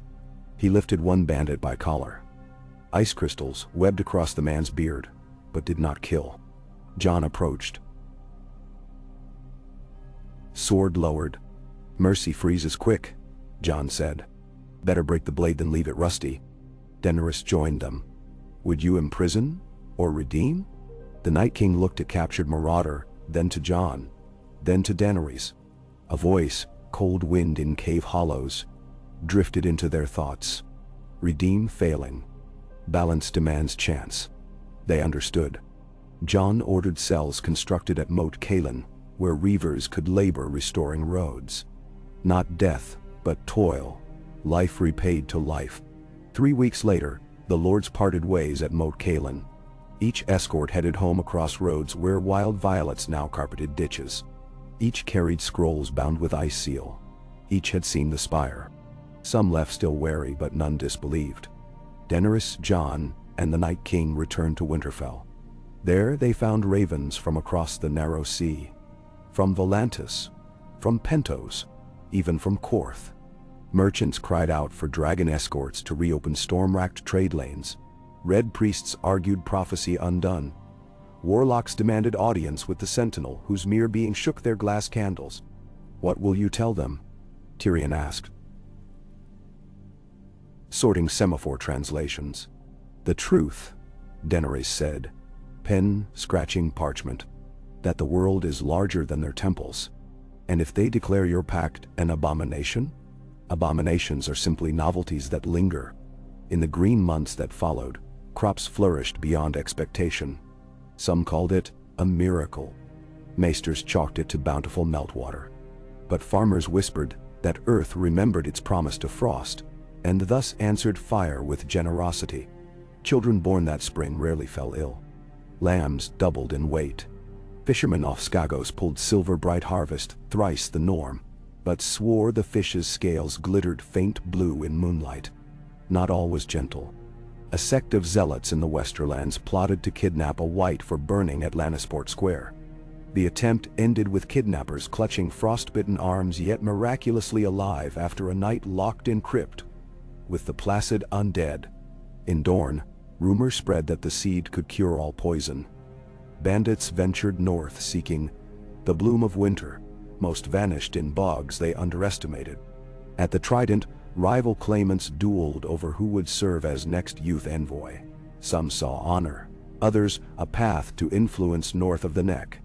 And always the thread tugged within Jon and Daenerys, an awareness of the seed's heartbeat, faint, insistent, like distant thunder heralding storms that were not storms. Some nights they would wake simultaneously, breath clouding the summer air, though room warm. They would rise, step to balcony, watch the horizon. Sometimes they saw nothing. Sometimes a flicker, a curtain of light dancing above pines, or a silhouette astride distant hill, cloak of frost trailing stars. One such night, Daenerys spoke. "He is restless." Jon nodded. "So are we." They met the Night King among the quiet tombs of ancient Starks. Fireflies drifted between headstones. He held his scepter, but its glow was muted. His gaze lifted to sky. Constellations shimmered, yet one cluster pulsed red. Foreboding seldom glimpsed. "Danger comes," he whispered into their bones. "From where?" Daenerys asked. "Not winter. Not summer. Rift between." They pondered. Tyrion later proposed fracture of the Meadow Realm, perhaps cracks birthed by the wildfire torch even though quenched. Missandei argued that other realms might sense balance and covet it. Unseen entities stirring. Bran the Broken, now tree-bound seer west of the seas, sent raven of ink and shadow, beware the hinge, when cycles pause, unmade things slip through. Preparations resumed. Whites patrolled new roads, unsullied trenched moats deeper. Archmaesters studied frost lily petals under glass, discovering microfractals that hummed near dragonglass shards, as if in communion. Dragons hunted whales along shivering sea, returning with foam on wings and cryptic calm. In King's Landing, young King Tommen II convened a conclave. He invited Daenerys, Jon, and the Sentinel of Frost. The boy king wished assurance that port walls would not sprout undead at every moonset. Daenerys accepted. Tyrion insisted on escort. The Night King's consent came as slow, curling mist. They would attend. The royal progress south felt strange mirror of her first march north. Summer's heat thickened. The undead traveled in covered wagons to keep flesh from rot under sun. Odd to need shade for corpses. At Maidenpool, crowds gathered, not with stones but flowers. Children tossed frost lilies wilted by warmth minutes later. Beneath each drooping petal, the Night King walked unblinking, while mothers whispered prayers to warm winter, as they named him. Grand Sept of Baelor's ruins had been raised upon Cersei's fall. Where its cracked stones once lay, a new hall of open pillars awaited the summit. Pillars alternated marble and obsidian, flux of sun and shadow. The faith militant, chastened, now guarded temple of knowledge, not creed. Atop steps waited King Tommen II, crown too large for fair curls, flanked by Sir Bronn of the Blackwater, now Lord Highhand, and Lady Margaery as Queen Regent, alive after all, saved from wildfire at final moment by secret tunnels. Jon bowed. Daenerys inclined head regally. The Night King inclined as well. One slow nod that chilled Viscount faces nearby. Talks began. They spoke of shipping, of tariffs, of placing white garrisons at each cardinal fortress so none could hoard death as weapon. Margaery argued for smaller host, fearing hearts unsettled. Tyrion countered that fear lessened through familiarity. Tommen asked if Sentinel would require tides of blood. Jon said only of time. One day each year, every city should dim lanterns and hold silence at midnight. Remembrance of night, nearly eternal. The gesture cost nothing yet weighed heavy in souls. The notion pleased many. Some objected still. But debate veered when a messenger from Korth arrived. Thin, sunburned, bearing rod of black jade. He begged audience, claimed Astapor had fallen to plague of glass insects, creatures neither living nor dead. Their bite freezing blood, yet burning bone. They crawled from fissure in air 3 nights prior, he said, and speak with voices like grinding sand. The Night King reacted first. He turned to Daenerys. Rift widening, he whispered. Jon clenched. Sword pommel. We must seal it. How? Margaery asked, fear cracking composure. Daenerys lifted scepter. The seed's power anchors cycles, but cycles spin even as anchor holds. If unmade things slip through, it is because the spin strains mismatched. She looked to Tyrion. Too much warmth too soon, perhaps. Crops flourish beyond measure. We must gift winter share of the harvest. Tyrion frowned. An early festival of snow? Not festival. Tribute. Jon's voice sounded distant, as though memory guided tongue. Burn first sheaf of grain in fields. Scatter ashes on frost lilies. Let ice taste summer. Flame taste autumn. The Night King tapped scepter once. Agreement. Thus across 7 kingdoms preparations began for Ashen Night, a rite of balance. Fields were circled with frost lily petals, imported under guard of whites whose chill preserved them. At midnight on autumn equinox, farmers gathered bundles of barley and wheat, set them ablaze beneath sky where auroras now danced even this far south. When flames sank to ash, the Night King, Daenerys and Jon, spoke an invocation older than Old Tongue. Winds carried ash north in ribbons of gray. Snowflakes drifted south, brief and cool on cheeks. Children laughed catching them. Elders shivered, yet smiled.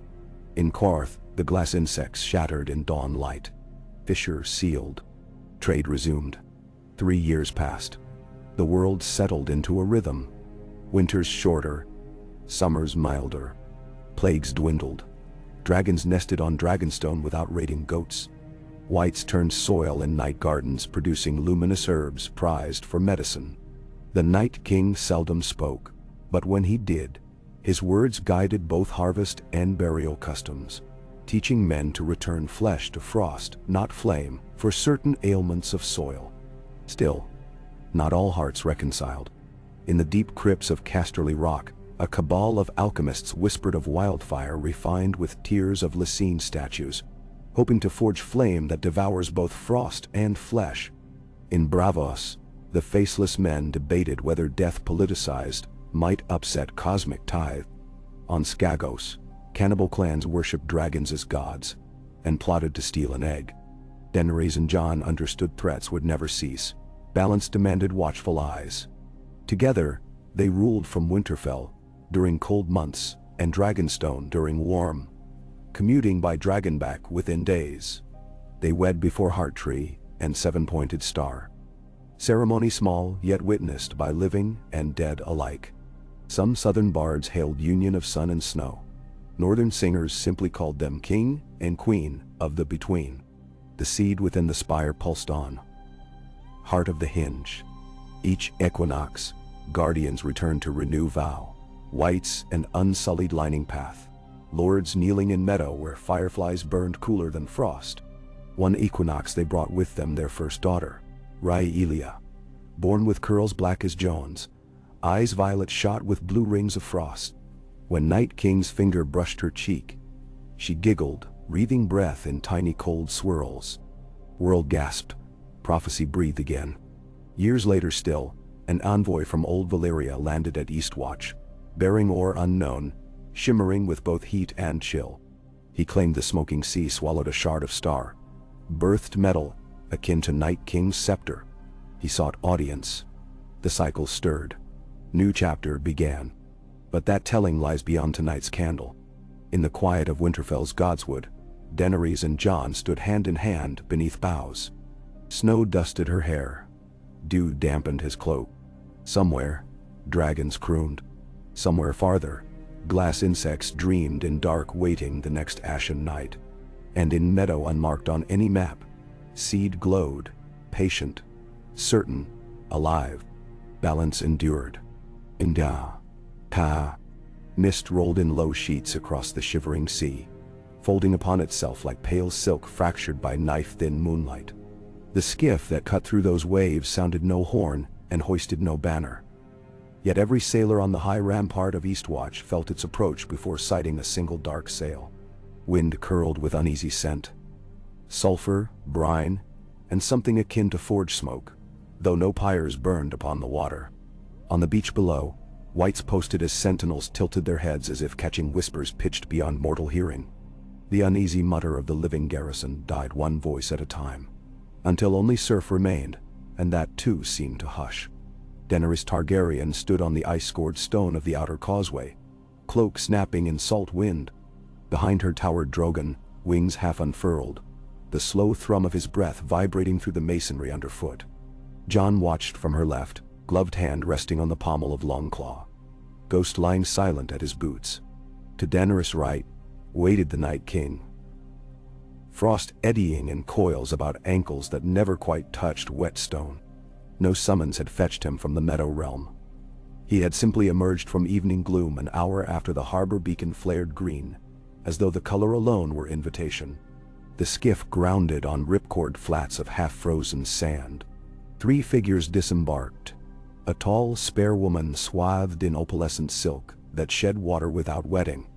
A youth of indeterminate age whose hair shone white gold even in darkness. And a broad-shouldered sailor carrying a casket forged of mottled violet metal. Torches along the causeway revealed in that metal a subtle shifting sheen. First blue, then red, then a color the eye could sense only as unease, like a memory half remembered and unfinished. The woman bowed low. "Triarch Ellyra of the Great Council of New Valyria," she said in Westerosi. smooth as river glass. We come bearing a gift and a plea. Daenerys descended the causeway steps. We receive both with open hand, yet gifts must never imbalance the scale. Her eyes flicked to the casket. Star steel from the smoking sea, Elyra replied. It fell 3 winters past, quenching fires that have burned 1,000 years. The ore resists both dragon flame and Valyrian acid, yet sings when cooled by purest ice. The freehold reborn fears what song might herald. Jon gestured for Gendry. Just arrived. Smith's hammer slung at his belt. The big man hefted the chest. Even he grunted at its weight. Frost traced veins across the surface where Night King's gaze lingered. A single chime, faint yet resonant, escaped the metal as though struck by unseen mallet. Drogon growled low. Viserion screeched far overhead, circling within auroral fans that had begun spiraling across the sky. Elyra placed a palm on the lid. Within lies a shard. Its edge yields to nothing devised by dragon or man. We fear it is sister to the scepter you forged in the north, yet untethered, seeking rift. Daenerys motioned for the youth to step forward. Light revealed smooth features not youthful, so much as timeless, eyes opal-flecked, neither wholly warm nor cold. He spoke Valyrian in tones older than his apparent years. Missandei, translating, offered, "He claims to be last scion of the sorcerer kings of Gogassos. He felt the spire's pulse the moment it bloomed, and woke from stone dream." The Night King reached, clawed fingertips brushing the lid. A hiss like quenched steel rippled across the water, extending beyond breakwater, chilling surf into spine shapes. Vision glazed Daenerys' sight. Blackened waves parted by comet tail, children of smoke crawling from fissures where city once soared. A blade birthed without handle, seeking host. Jon steadied her. What must be done? Need harmony, the Night King whispered through sinew and snow. Forge cradle for star steel within dragon bone cooled by ice older than night. Daenerys exhaled. We will take shard to the meadow. The seed will judge. 7 days later, the procession wound across still frozen sleet fields, banners furled, dragons overhead.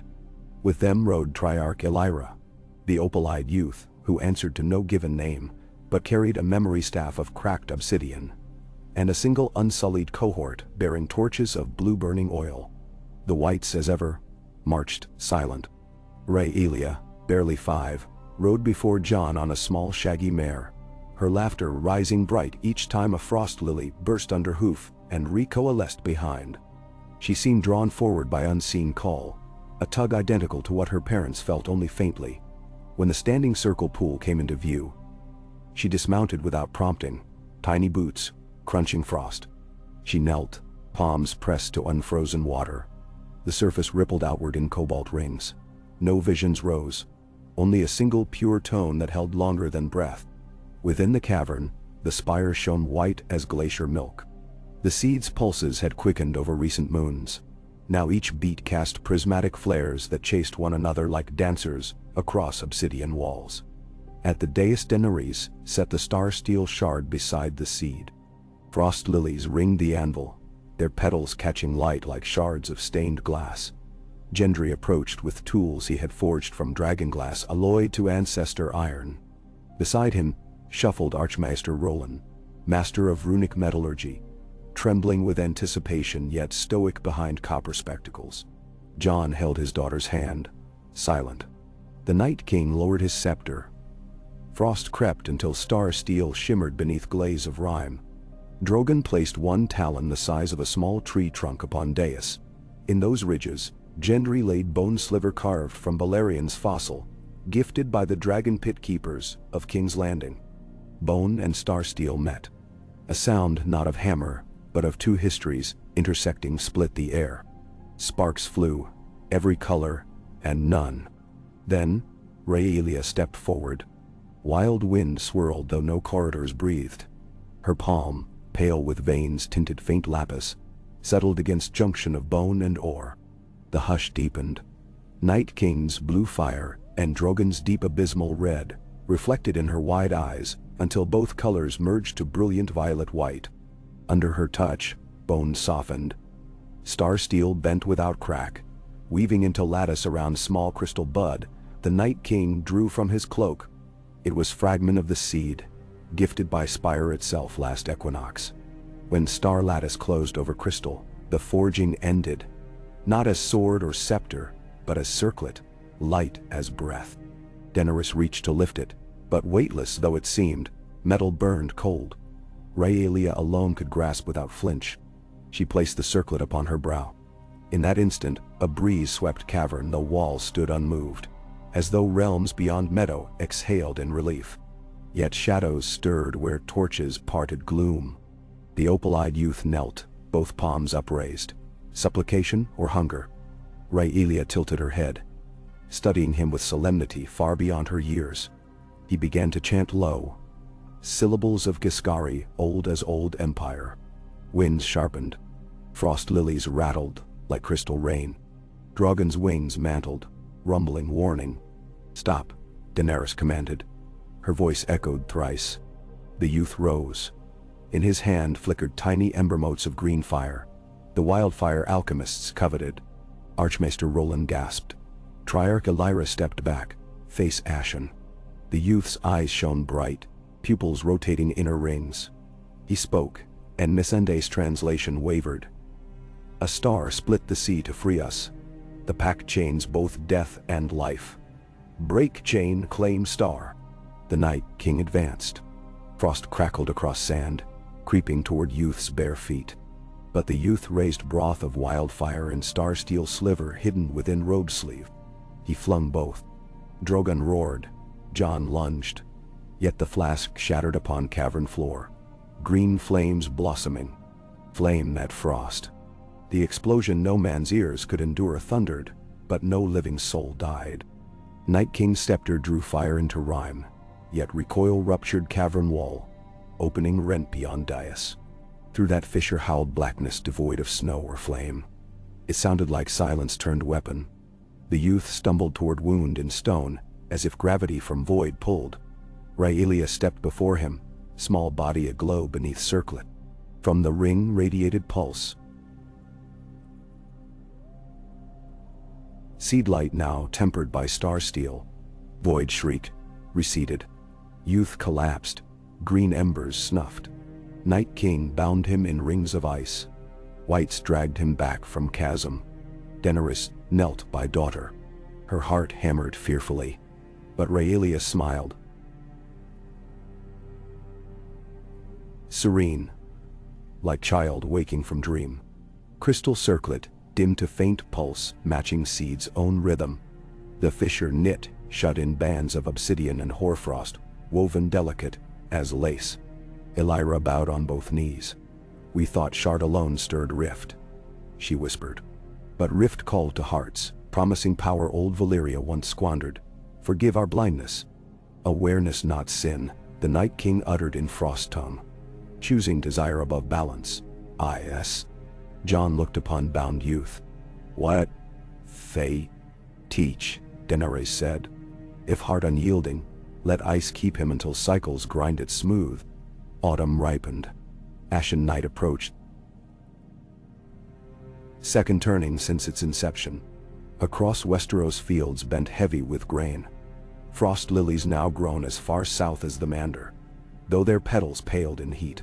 Conclaves prepared tributes. At Dragonstone, Daenerys convened council. Tyrion, Missandei, Gendry, Archmaester Roland, Triarch Ellyra, Lady Brienne, Sir Davos, and the scarred, repentant alchemists of Casterly Rock newly pardoned under steep terms. To study wildfire only in presence of white. Topic: the Black Rift and how to seal permanently. Roland posited star steel acted as antidote. Analloy joining celestial fire and dragon bone cooled by ice forms null matrix. Triarch Ellyra offered to mine further star ore, though each descent into vent risked unleashing toxins. Gendry suggested forging guardian pylons along cardinal lines through the spire, channeling cycles. Tyrion worried pylons might themselves become weapons. Daenerys decreed first to test alloy on smaller scars. The glass insect fissures of Slaver's Bay still winked open sporadically. A fleet embarked, bearing white masons, unsullied, and Rhaelia under guard of her parents and Night King. Drogon, Rhaegal, and Viserion, eclipsed sun over the summer sea crossing. At Astapor's shattered red pyramid, they found insects no bigger than fingernails chewing stone to powder, secreting it as mirror husks. Wildfires scorched useless. Hammers shattered insects only to birth shards replicating. White hands shoveled them into boxes of star steel scrap.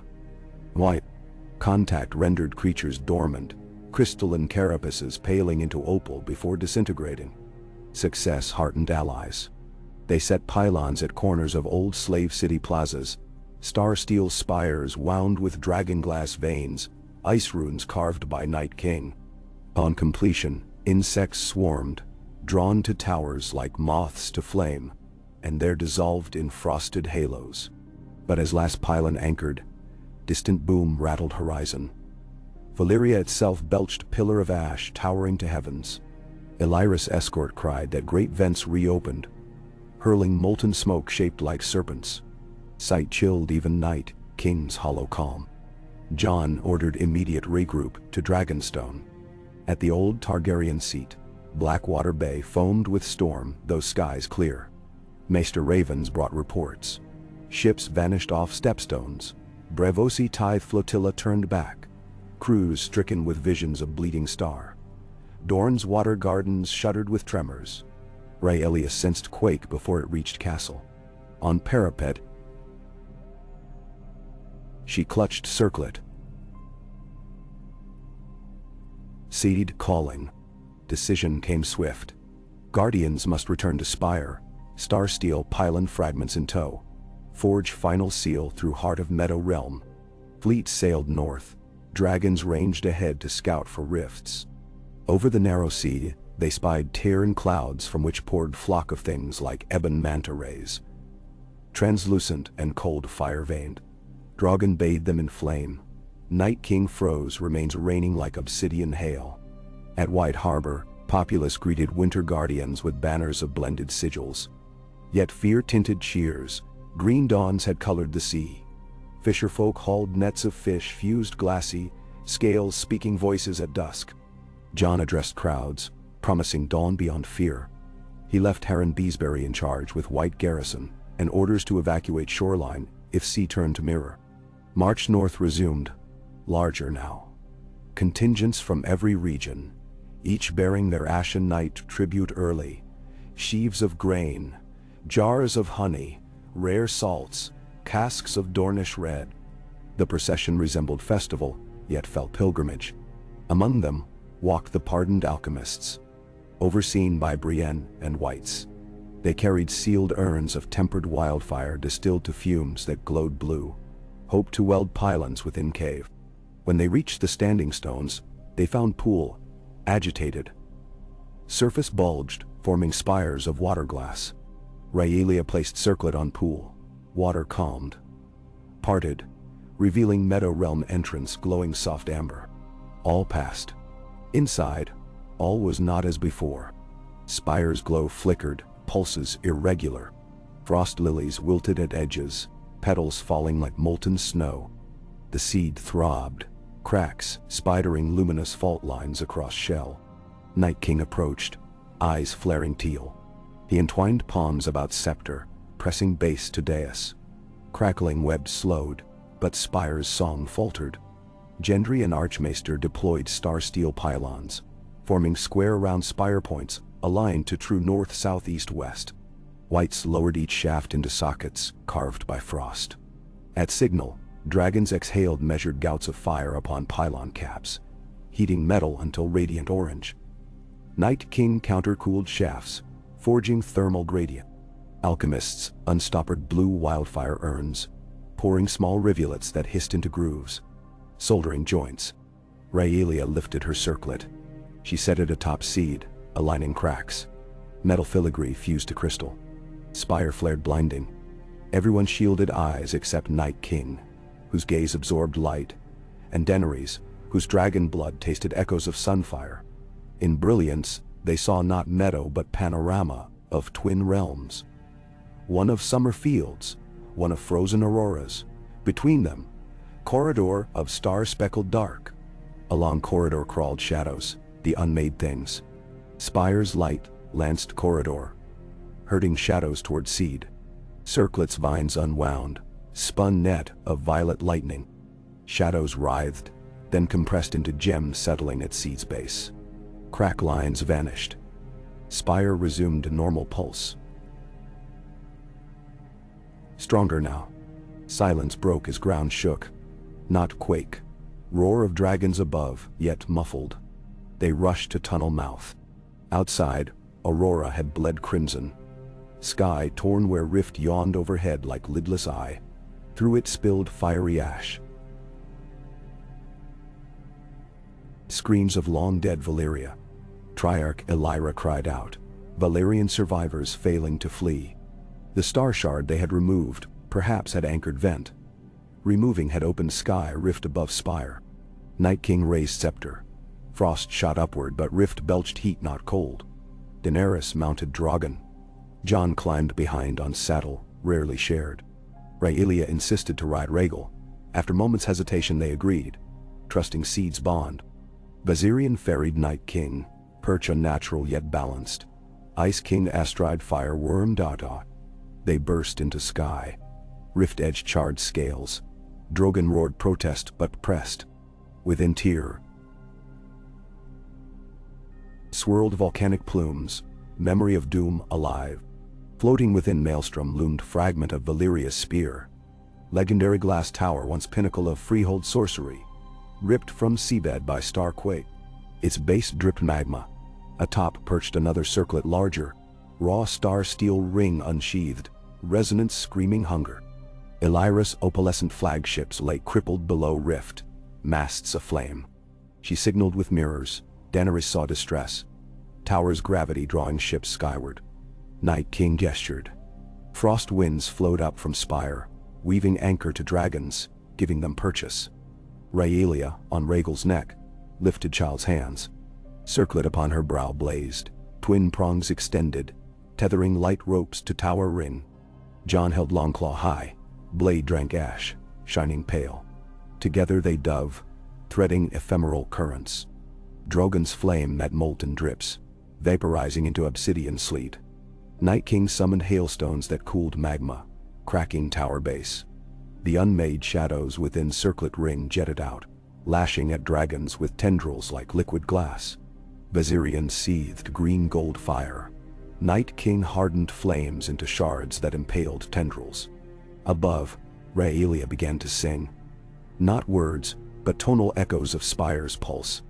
Her voice wove through storm, turning ash to snow. Tendrils recoiled. Jon urged Drogon alongside tower ring. With one swing he struck ring's joint. Star steel met Valyrian steel. Soundless flash flared, slicing rung free. Night King sealed break with frost. Daenerys reached for freed segment. It hovered, massive, yet circlet's vines extended from Rhaelia, guiding ring downward.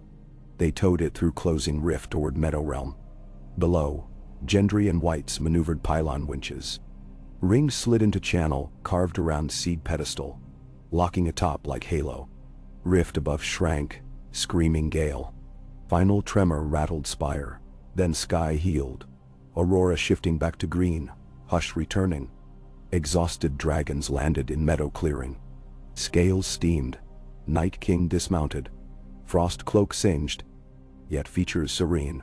Rhaelia tumbled into mother's arms, laughing as though whirlwind had been game. Ellyra was led forth by Unsullied. She bowed, tears streaking ash-smudged cheeks.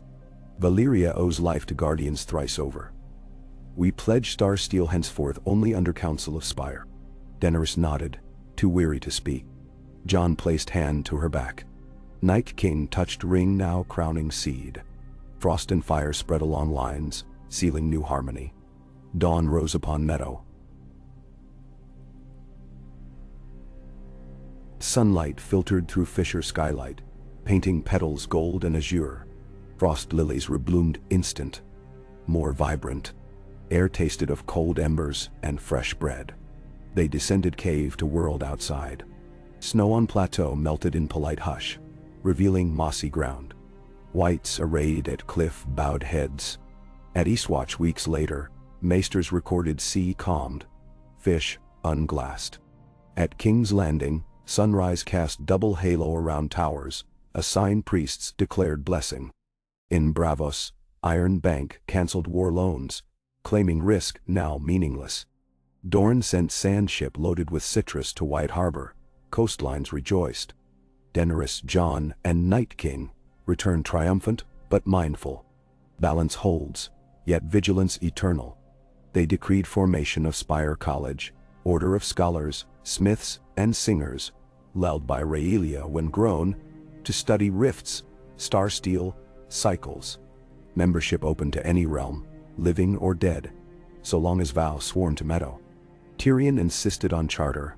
Each decade convene great balance moot at Winterfell during first aurora of late fall. Their debates would test laws, adjust taxes, share harvest. He grumbled about paperwork, but smiled more than grumbled. Years flowed. Under college guidance, new music of Frostfire filled courts. Lutes of star steel produced notes that soothed fevers. Glass insects recast into lenses that revealed illness before onset. Jasmine and frost, lily hybrids, scented summer nights. Children played with snow that didn't melt until laughter ended. Rhaelia grew tall, eyes deep world of violet and pale blue. She sparred with whites, learned smithcraft from Gendry, read scrolls in Old Valyrian by Ellyra's tutelage. She wandered Godswood with Night King, who spoke rarely yet taught by gesture, reading ice geometry beneath bark, listening to stories snow told leaves. On her 15th name day, she stood upon Winterfell's rampart at twilight, Jon and Daenerys beside her. Dragons circled lazy arcs. Northern air crisp with first hint of winter. Circlet gleamed subtle. She asked, "The wheel broken? Have we built a new, or made mosaic of shards?" Daenerys brushed wind-tossed hair from girl's brow. "A wheel still, but edges soft. Path for choosing." Jon added, "Shards remind, memory keeps balance." Night King appeared, silent. He extended hand. In it lay small petal, part frost lily, part jasmine, shining both warm and cold. Rhaelia accepted, tucked into circlet's band. Petal fused, new rune forming. Below, great balance moot assembled. Lords of North, Archons of Valyria, Braavosi keyholders, Dornish water carriers, even ghostly silhouettes, spirits permitted by Spire, this one eve to advise. They awaited first aurora. When sky flared, ribbons painted words none spoke aloud, yet all understood. Cycle honored, path open. Walk in grace. Rhaelia lifted arms. Spire far beyond ridge pulsed answer. Dragons roared harmony. Dead bowed. Living cheered. Thus began epoch of the joining.